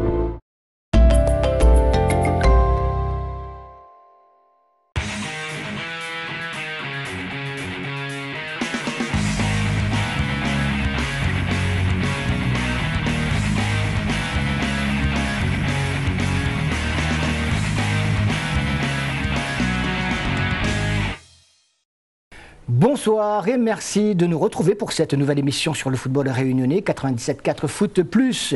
Et merci également pour tous vos messages de soutien et de sympathie à l'occasion de la difficile épreuve que je viens de traverser. On va donc parler de football avec le 7e tour de la Coupe de France et l'Excelsior qui n'a pas réussi l'exploit hier après-midi au stade Michel Vonnet de Saint-Pierre. L'exploit d'éliminer l'équipe de Concarneau Images. Et une fois de plus, on ne refera pas l'histoire. Tout double vêtu l'équipe de Concarneau avec évidemment un avantage, celui de disputer un championnat de CFA avec chaque week-end des matchs d'un certain niveau. En face, la plus belle équipe, le plus beau représentant sans doute sur le papier, et donc tout de blanc vêtu, l'équipe de l'Excelsior, qui avait une belle carte à jouer, mais qui malheureusement pour elle a totalement déjoué. Alors, dans la tête, dans les jambes ou pas, toujours est-il que le résultat il est là. Concarneau a su attendre son heure, une heure qui a quand même duré tout au long de la première mi-temps, avec de très rares occasions de but, alors que dans les tribunes, tout de orange vêtu, avec notamment des copes, les copes de la Jeanne d'Arc notamment, qui étaient venus porter leur soutien à l'équipe de l'Excelsior. Eh bien, le public s'impatientait quelque peu puisque pas d'occasion très très franche au cours de cette première temps, si ce n'est cette tentative de l'équipe métropolitaine qui passe à côté des buts de Mickaël Grondin. Impossible de prendre la tangente, impossible de prendre le dessus, de s'organiser comme il le faut. Pourtant, les Saint-Josephois vont tout doucement, même trop timidement, avec ici Jardine Adouane, trouver une solution côté gauche pour Eric Faro, qui est signalé tout de même hors jeu, malgré cette frappe qui passe largement à côté. On le voit, les tentatives sont rares, les occasions sont encore plus rares, et puis, on se pose des questions. Est-il possible que cette équipe de l'Excelsior parvienne à prendre la mesure d'un adversaire qui attend de s'acclimater, qui attend que la bonne occasion se retrouve et puis qui collectivement est quand même supérieure. On le savait également sur le papier. Et puis, en fin de première mi-temps, cette plus belle occasion pour l'équipe de Concarneau arrêtée, repoussée par Mickaël Grondin. On écoute la déception du coach Fares Bouzdira. Je suis très très déçu parce que par le résultat bien sûr et puis surtout par le contenu. Je trouve qu'on n'a pas bien joué par rapport à nos derniers matchs, on a toujours été bon. Là on n'a pas bien joué. Quand en première mi-temps tu mets un système tactique qui fait en sorte que justement vous n'encaissez pas de but, que vous arrivez à tenir la dragée haute à cette équipe de Concarneau. En deuxième mi-temps, qu'est-ce qui s'est passé? Les deux buts je pense c'est des petites erreurs défensives, ça arrive à tout le monde. Ce qu'il y a c'est que je trouve que on a été émoussé, on a manqué de rythme, peut-être le match qu'on n'a pas joué la semaine dernière, ça a peut-être pesé, je ne sais pas. La preuve, c'est que j'ai sorti les 3 attaquants et puis j'ai changé par 3 autres, ça n'a pas eu d'effet. Il faudra donc attendre la deuxième mi-temps pour connaître le dénouement de cette rencontre avec une équipe Saint-Josephoise à l'heure de jeu qui a une occasion d'ouvrir le score, mais Jean-Michel Fontaine à la réception de ce centre de Mohamed El Madagri est signalé hors jeu. Donc toujours 0-0 avant que les joueurs de Concarneau ne fassent la différence. Deux petites erreurs sur la deuxième mi-temps qui vous coûtent 2 buts et je pense que le match est joué là. Ouais, ça s'est joué là-dessus parce que on tenait bien la première mi-temps. Après, en deuxième mi-temps, on part avec de bonnes intentions en essayant de pousser un peu plus. Malheureusement, comme on dit, les erreurs, à ce niveau-là, ça se paye le match. 67e minute, premier but de Concarneau avec cette échappée de Herman Corré qui profite d'une grossière erreur de Jardine Adouane qui, trop naïf, a voulu jouer trop facile. Ballon récupéré par ses partenaires et l'avant-centre de Concarneau ouvre le score, 1-0. Le plus dur semble être fait pour l'équipe métropolitaine, alors que l'Excelsior, qui n'a pas du tout démérité, mais qui n'a pas non plus été extraordinaire jusque-là, va avoir du mal à se remettre dans le bain. On revoit sous un angle différent cette échappée, ce but d'Herman Corré. Et l'équipe concarnoise va ajouter un deuxième but à la 78e minute à la suite, là encore une fois, d'une mésentente, d'une erreur d'appréciation, enfin tout ce que l'on veut, tout ce que l'on voit souvent malheureusement dans ce genre de tour de Coupe de France. Et c'est Christophe Gourmelon qui marque le deuxième but et qui fait le break pour son équipe, une équipe toute heureuse évidemment. Elle a réussi le plus difficile face à une équipe de l'Excelsior qui n'a pas su peut-être provoquer sa chance. Ah, la défaite, quand on est après une défaite, ça fait toujours mal. Je pense qu'on avait peut-être notre mot à dire. Après, on prend un but un peu bête le premier, donc voilà, c'est dommage. Maintenant, bon, on va pas pleurer sur notre sort. On a gagné 2 coupes cette année. C'est pas fini, on a peut-être encore une chance au championnat. Donc voilà, ce soir, on va dire félicitations à Concarneau et puis on va essayer de passer à autre chose. Jardim Nadouane aurait pu peut-être réduire le score, ce qui n'aurait pas changé finalement grand-chose. 2-0 score final pour l'équipe de Concarneau qui jouera le 8e tour alors que l'Excelsior devra vite se replonger dans nos compétitions locales où il y a encore quelque chose peut-être à gratter. Le match a basculé à peu de choses. En première mi-temps, ça s'est joué à rien. En deuxième mi-temps, il y a eu des occasions de nous tuer. Et heureusement, c'est nous qui faisons preuve d'efficacité sur le joli but d'Herman. Et puis après, voilà, en contre en deuxième mi-temps. Mais ça s'est joué à pas grand-chose. Il y a une préparation spécifique durant cette semaine pour ce match? Non, on s'est souvent entraîné à 3 heures pour s'acclimater parce que aujourd'hui on a de la chance parce que c'est une température d'été chez nous. Donc malheureusement pour la Réunion Excelsior, il n'y avait pas le gros soleil attendu, mais c'était mieux pour nous. On était en 4-4-2 dans une configuration habituelle pour nous en championnat. Voilà, peut-être que l'Excelsior n'a pas l'habitude d'être joué comme ça, mais pour nous c'est une marque de fabrique. Même si après on a apporté quelques variantes, notamment à la fin du match pour conserver notre acquis. Voilà, on les a pressés, il y a eu des situations, je pense qu'on a 3 situations en première mi-temps. Eux ont des situations sur coup de pied arrêté essentiellement. On fait une livre à part un quart d'heure, le dernier quart d'heure de la première mi-temps où on a été un petit peu moins bien et sous pression. Voilà, c'est un match qu'on a quand même dominé de la tête et des épaules. En deuxième mi-temps, on a récolté ce que l'on avait semé en première mi-temps et on a su placer 2 banderies qui ont fait très mal à cette équipe. Et puis voilà, je pense que Nadouane a une balle de 2-1 qui ne met pas au fond. On aurait pu avoir une autre fin de match un petit peu plus houleuse. Voilà. Et puis en fin de match, on a géré et on s'est contenté de conserver notre acquis. Mais je tiens à féliciter mes joueurs parce que c'était loin d'être facile de sortir victorieux de ce 8e tour. Voilà, et on connaissait la qualité de ce football réunionnais et de cette qualité de l'équipe de l'Excelsior, avec beaucoup d'anciens joueurs du tampon et une grosse qualité individuelle. Voilà, mais aujourd'hui, c'est Concarneau qui ira au 8e tour et c'était loin d'être acquis en venant ici et en posant le pied sur le sol réunionnais. De son côté, l'autre représentant du football réunionnais, vous le savez, il y en a 2 à partir de cette année. La Saint-Louisienne était en déplacement, jouait en Bretagne contre l'équipe de Pontivy. Et les Saint-Louisiens, tout de bleu vêtus, se sont qualifiés pour le 8e tour. Un premier but de Kevin Adras qui surprend le goal pontivien à la 5e minute. Une belle surprise qui se confirme et se concrétise par un second but en deuxième mi-temps, signé Zagar après une belle combinaison avec Willy Wisnelda. 2-0, il faut alors gérer par ce temps froid. Il faisait 7 degrés et une pelouse grasse. Les Pontiviens reviennent à la hauteur des Saint-Louisiens quelques minutes plus tard, en l'espace d'un quart d'heure. 67e minute, c'est Michael Tison qui reprend le centre venu de la gauche de Le Poulichat. De la tête, il ne laisse aucune chance au gardien Boutard, pleine lucarne. Et puis l'égalisation des Pontiviens à la 82e minute, signée par l'avant-centre Bré. L'avant-centre de Pontivy, 2 buts partout. C'est au tir au but que les Saint-Louisiens arrachent leur qualification. Avec notamment, et on va le voir, ce dernier pénalty raté par Pontivy.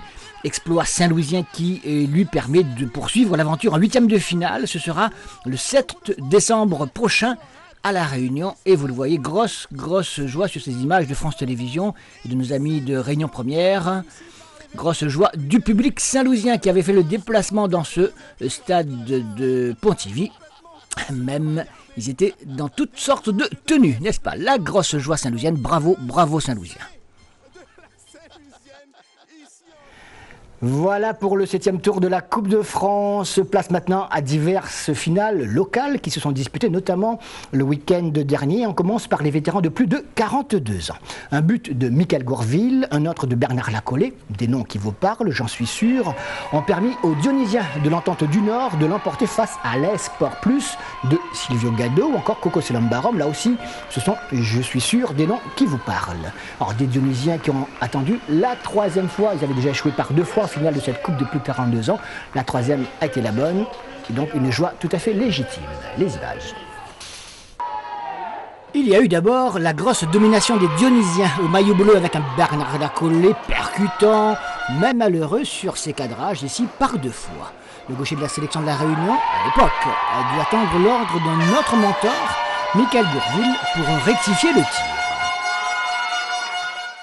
Oui, ça fait 3 ans, nous essayons de gagner cette coupe-là. L'histoire était très difficile pour rendre hommage à l'adversaire, qui était assez coriace. Mais on a mis la pression, cette équipe-là, d'entrée, et ça a fini par payer.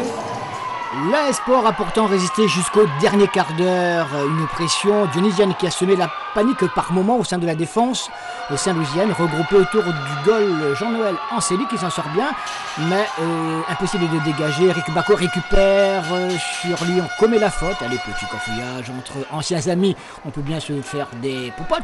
Allez, ça va pas aller plus loin.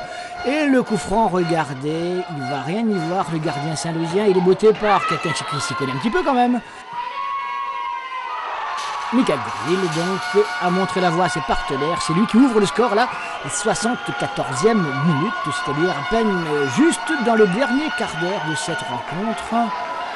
Il était temps, 1-0, l'essentiel est fait, ça vaut quand même un petit cirage de godasse de la part de l'habituel buteur depuis des années. À l'époque, lui aussi, Bernard Lacollet qui avait raté tant tout à l'heure, bien Bernard Lacollet qui va se racheter à la 83e à la suite de cette action, encore une fois menée par Eric Bacco de Guigné qui s'infiltre, ballon repoussé par le gardien qui sait qu'il est à l'affût.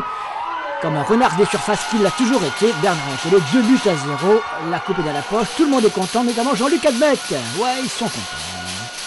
2 ans, 2 finales perdues, la 3e c'est la bonne, comme Joe, ça met le 103. Mais là, aujourd'hui pour nous, là, content, nous content parce que notre équipe 5 ans nous ouvert, 5 ans nous l'ouvert, nous, 5 fois champions et 3 finalistes. Rattrapé, non? C'est bien, franchement, nous content pour un petit club senior, hein. Nous content, franchement. Maintenant, en fait, c'est quand même un rêve d'arriver en finale, quel que soit l'âge. Ça reste une compétition, une grande compétition. Et les gars, la répondu présent, c'est mon plus beau cadeau.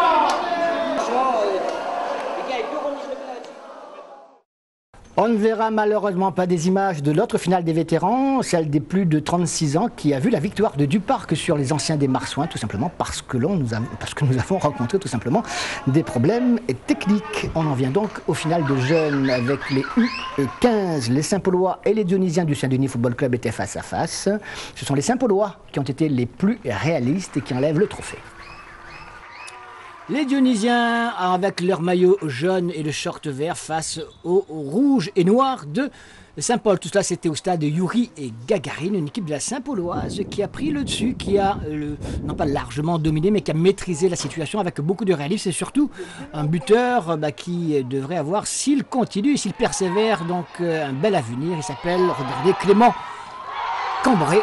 Frappe poteau intérieur, il a déjà au niveau gabarit, c'est pas trop mal pour un jeune de 15 ans. Saint-Paul mène par 1-0, allez pour le plaisir, comme chez les grands. Du reste, on va revoir cette superbe frappe. Regardez, il élimine 2 adversaires, frappe de l'extérieur du pied droit, et ça ne laisse aucune chance au pauvre gardien dionysien. Cette faute commise quelques minutes plus tard par l'équipe dionysienne va amener un coup franc qui va nous surprendre, en tout cas notre jeune caméraman. Il va d'abord chercher le gardien, il faut vite revenir, trop tard, le tir est parti et c'est but.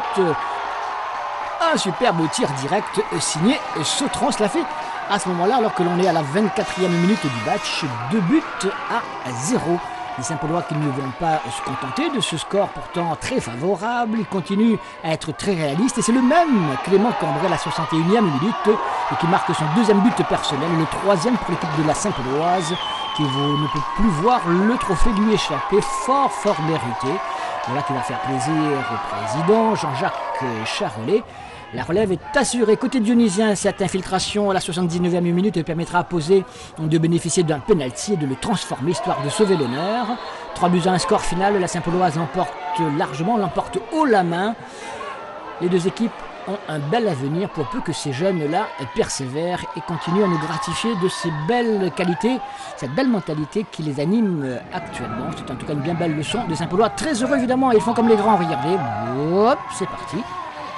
Le trophée DU15, la coupe est pour la jeune équipe Saint-Pauloise. On écoute le buteur, l'un des buteurs de cet après-midi.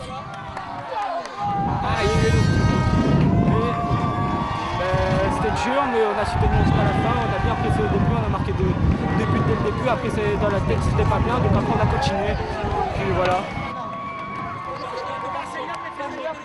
On va pas dire tranquillement, mais quand même de la douleur, parce qu'une finale, ça ne se gagne pas, comme qui dirait, dans la facilité.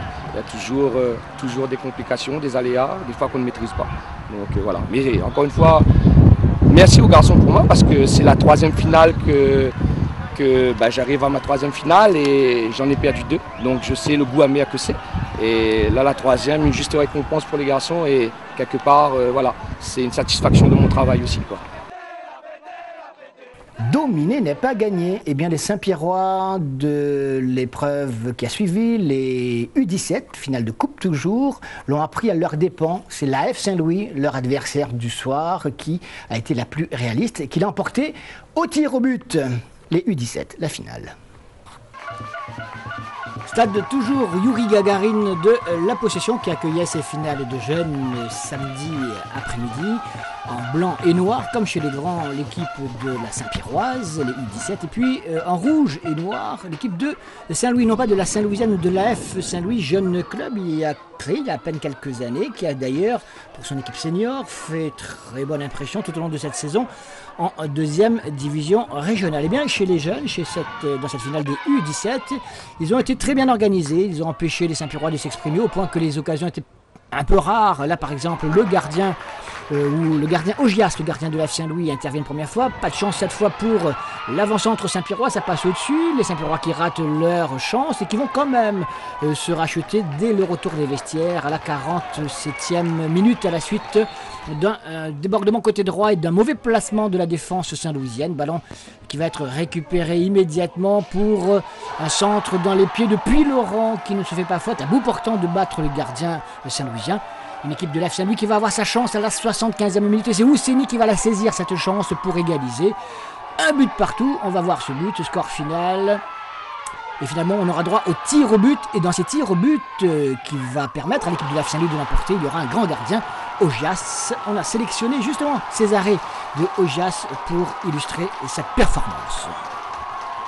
Sur les 2 changements que j'ai fait, c'est justement pour mettre Saint-Pierre en difficulté. En jouant avec un seul attaquant, on n'a pas su poser beaucoup de problèmes défensivement pour la Saint-Pierroise, mais avec les 3 joueurs que j'ai mis offensivement, ça a payé et ça a apporté ses fruits.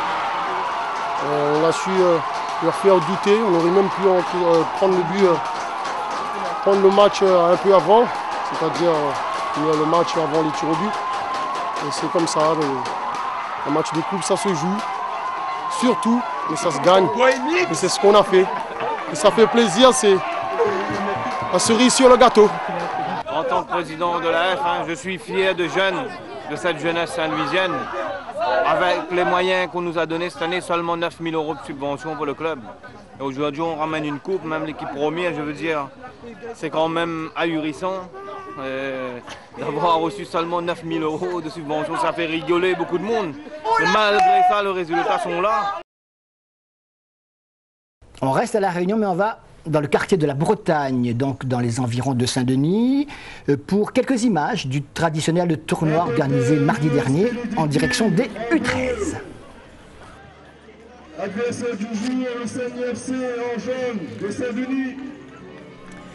Ça, c'était l'affiche de cette finale du 11e tournoi de la Bretagne. Les Dionysiens l'ont finalement emporté 3-0, mais tout au long de cette journée, sur 2 stades dans un premier temps, eh bien, il y a eu beaucoup de fêtes, beaucoup d'ambiance, beaucoup d'équipes, 16 équipes au total, dont beaucoup très huppées dans ce championnat U13 à La Réunion. Et au final, donc, 2 équipes se sont retrouvées pour cette bien belle finale qui a été remportée grâce à 3 buts inscrits par les jeunes Dionysiens. Tout heureux, alors on espère que pour eux, ça va se poursuivre ainsi. Ils ont besoin de venir renforcer dans quelques années, pourquoi pas, l'équipe première. Mais ça, c'est une toute autre histoire. Mais tout au long de cette belle journée, donc, on a mis en boîte beaucoup d'images grâce à Alexandre. Et on a fait un petit peu le tour d'un maximum d'équipes, voir un petit peu l'ambiance qu'il y avait. Et ce que je vous propose de voir justement avec ce gros résumé de ce tournoi, traditionnel tournoi de l'équipe de la Bretagne qui a fait l'unanimité au niveau de la satisfaction, au niveau de la réussite. On a tendu notre micro également à droite et à gauche. On a eu quelques belles images, quelques beaux buts, une démonstration du football féminin. On va voir tout cela. Allez, on commence par une première interview d'un des organisateurs de ce tournoi de la Bretagne. Oui, c'est notre 11e trophée international de la Bretagne. Et oui, ben là on est parti sur un tournoi avec 16 équipes. Par rapport à l'année dernière, on a élevé un petit peu le niveau, on a invité un peu plus d'équipes de renom là, sur l'île. Que le tournoi soit plus relevé, donc un tournoi un peu intéressant. Un gros merci également aux familles d'accueil, puisqu'à savoir nos gamins mauriciens au nombre de 20 aujourd'hui sont logés pendant une semaine chez les familles d'accueil de la Réunion, donc je me remercierai surtout aujourd'hui ces familles et tous les bénévoles qui nous permettent de tous les ans de les accueillir. Et sans oublier nos partenaires, donc la mairie de Saint-Denis, l'OMS, le conseil général, le sponsor Evin Fleur, menuiserie Hubert, qui nous aident tout au long de l'année. Voilà. Et également, j'aimerais remercier également Air Mauritius, qui est notre nouveau partenaire. On a signé une convention, donc je peux être présent aujourd'hui, mais un grand merci à eux aussi. Cette année, ça s'est mal passé, disons. On a été un peu bousculé par le niveau très élevé de la compétition. Mais on se retrouve quand même en semi-finale de la Consolante, comme on a gagné le dernier match là. Donc on va se retrouver en semi-finale et on va essayer de faire honneur à la Bretagne pour essayer au moins de remporter ce trophée-là pour nos gamins, surtout les parents à Maurice, et puis surtout pour les enfants et la Bretagne aussi. Ça se passe super bien et les parents nous accueillent très bien. Ils ont la Bretagne aussi. Il faut les remercier pour nous avoir accueillis.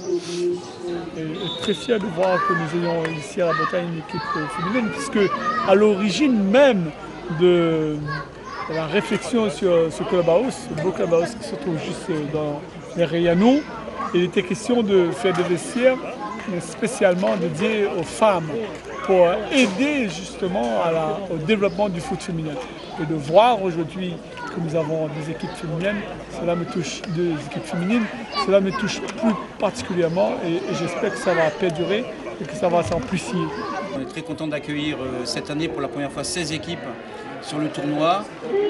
On vient de voir, vous venez d'assister à un match exhibition féminine pour promouvoir un peu le football sur Saint-Denis. Notamment dans les quartiers hauts de la Bretagne. Comment s'est passé un petit peu l'organisation ce matin pour sortir du Sud Sauvage? Ça s'est bien passé avec les parents. Ouais, ça s'est bien passé. Pas de soucis. D'accord, vous avez tous bien mangé? Oui. Très bien. Les enfants, vous avez bien mangé? Oui. Un petit pipi pour la cour alors? Alors un petit pipi pour la cour? Alors avant tout, on est venu participer à cette belle journée pour prendre plaisir. Donc là, on est qualifié pour la suite. Donc avant tout, on va prendre plaisir avant tout. Et le résultat après, ça va être la cerise sur le gâteau. Voilà, donc assisté de M. Frédéric et de mon staff. Donc là, on encadre des gamins avant tout pour qu'ils prennent plaisir, quoi, avant tout. Je suis éducateur à la GS Vincendo sur les U13. Donc on est sorti depuis ce matin à 6h de Vincendo. On est parti sur le terrain de Domingo. Puis on a terminé deuxième. On a fait des très bons résultats. On n'a pas perdu un match. Cet après-midi, on joue les quarts de finale devant Saint-Denis. C'est la première fois pour nous, pour un petit club de quartier. Donc je suis très fier de mes joueurs. On a un groupe exceptionnel. Donc voilà, en gros, voilà, je suis un coach très, très content de mes jeunes. Et il y a aussi mon adjoint qui est là, Olivier Assin, qui a toujours été avec moi. Et mon dirigeant, Fabrice Payette aussi, qui a toujours été là. Ce matin, on a fait la première phase. Et on a été qualifié sur 3 victoires. Donc on a terminé premier de notre groupe et là on est sorti en 3e place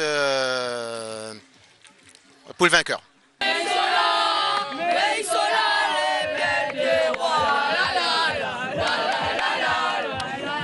Nous sommes très contents d'avoir été invités par l'AS Bretagne.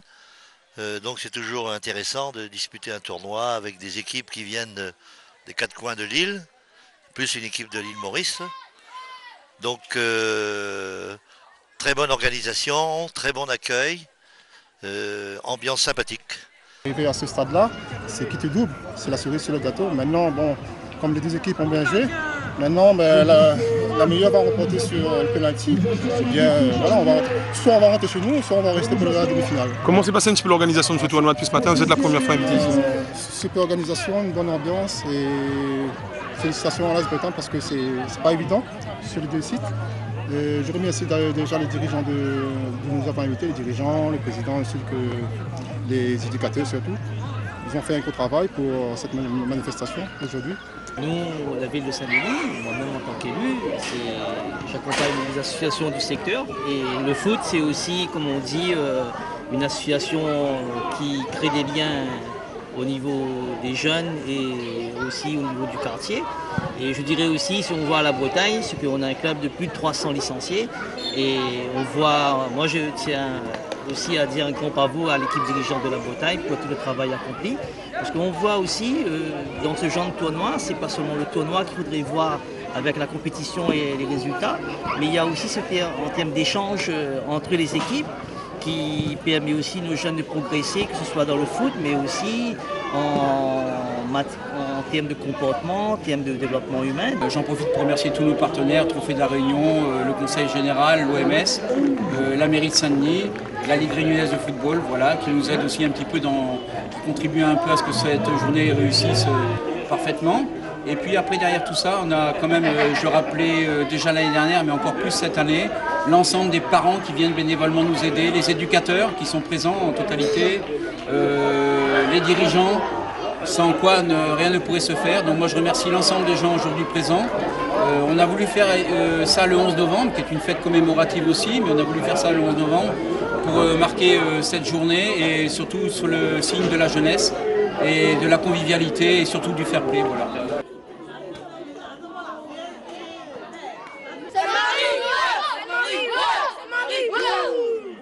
Oui, Junior, Pépé? Ouais! Pépé? Ouais! Zac, zig, zac! Ouais! Zac, zig, zac! Zac, zig, zac! Zac, zig, zac! Sama Mike Sasa! Sama Mike Junior! Sama Mike Sasa! Sama Mike Junior! On termine cette émission sur le football avec, et c'est logique me direz-vous, avec du bike, le bike parc du Maïdo précisément. Il s'agit d'une structure du conseil général gérée par le comité régional de cyclisme, avec notamment Grégory Maillot, un jeune vététiste diplômé d'État pour l'animer. Direction les Hauts-de-Saint-Paul, en compagnie d'Alexandre Gilles pour 974 TV.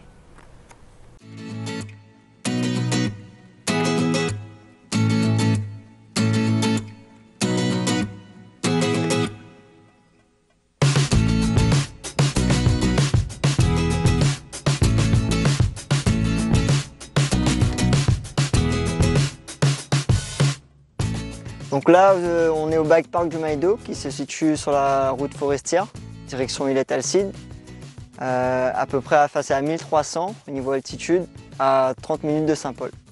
Ce lieu est un site de pratique pour le VTT, dans son ensemble, le VTT de descente, cross-country ou enduro.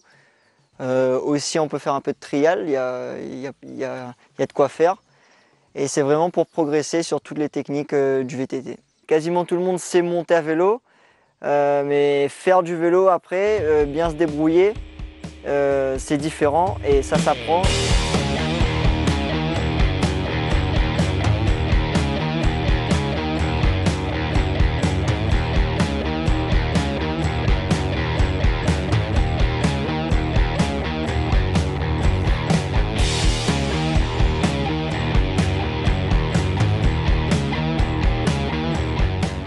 C'est bien pour apprendre les bases du VTT de descente, même pour se perfectionner dans la discipline et pour apprendre à sauter, les gros sauts, il y a aussi des petits sauts.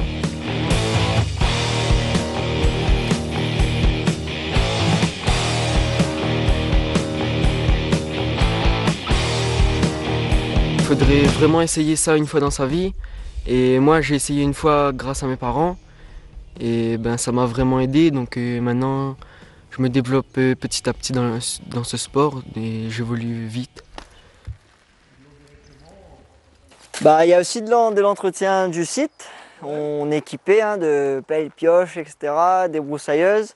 Et là aujourd'hui par exemple, je suis en train de ranger toutes les rubalises qu'il y avait sur une compétition et je les prépare pour la prochaine.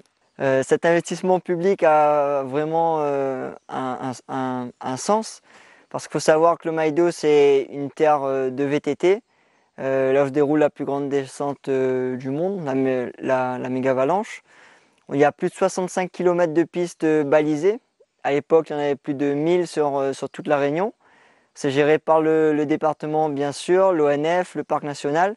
Et comme quelqu'un qui fait de l'athlétisme, il a besoin d'avoir un lieu d'entraînement, un stade. Et ben nous, on a notre stade de VTT pour s'améliorer et pratiquer le vélo en toute sécurité.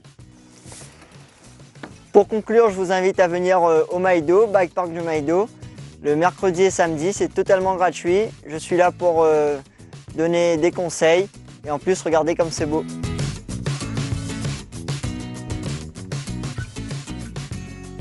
Voilà pour donc le vélo. On reste dans le football pour vous donner par exemple le programme du week-end prochain avec le retour du championnat et la 22e et dernière journée de première division. Regardez.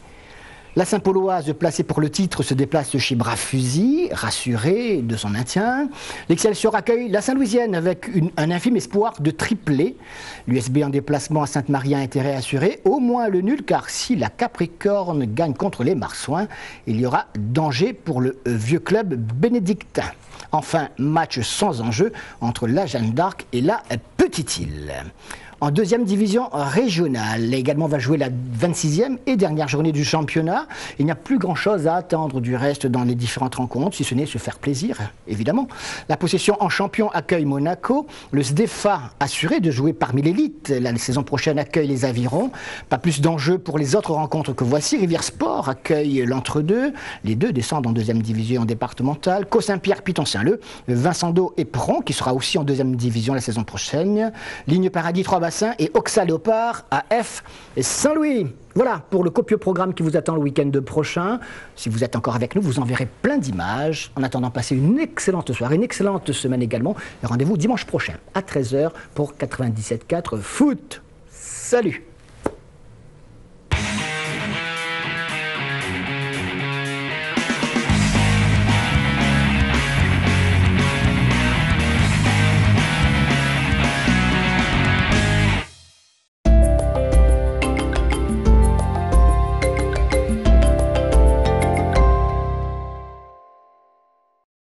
Moments intenses, des dials très chauds, envoie chaude au 61 62 et contacte les femmes les plus sexy du réseau. Elles assouviront tes fantasmes les plus torrides. Chaude au 61 62, rejoins-les vite. Venez jouer sur Télécréole au grand jeu du Méli-Mélo, le jeu qui rend dingo. Envoyez par SMS Méli, M-E-L-I au 7900, retrouvez le bon mot et tentez de gagner 300 € cash ou des cadeaux. Recevez sur votre portable les syllabes mélangées du jour, remettez ces syllabes dans le bon ordre et renvoyez par SMS le bon mot. Vite, envoyez Méli au 7900. Et les plus astucieux pourront repartir avec des cadeaux high-tech ou du cash. Envoyez Méli au 7900.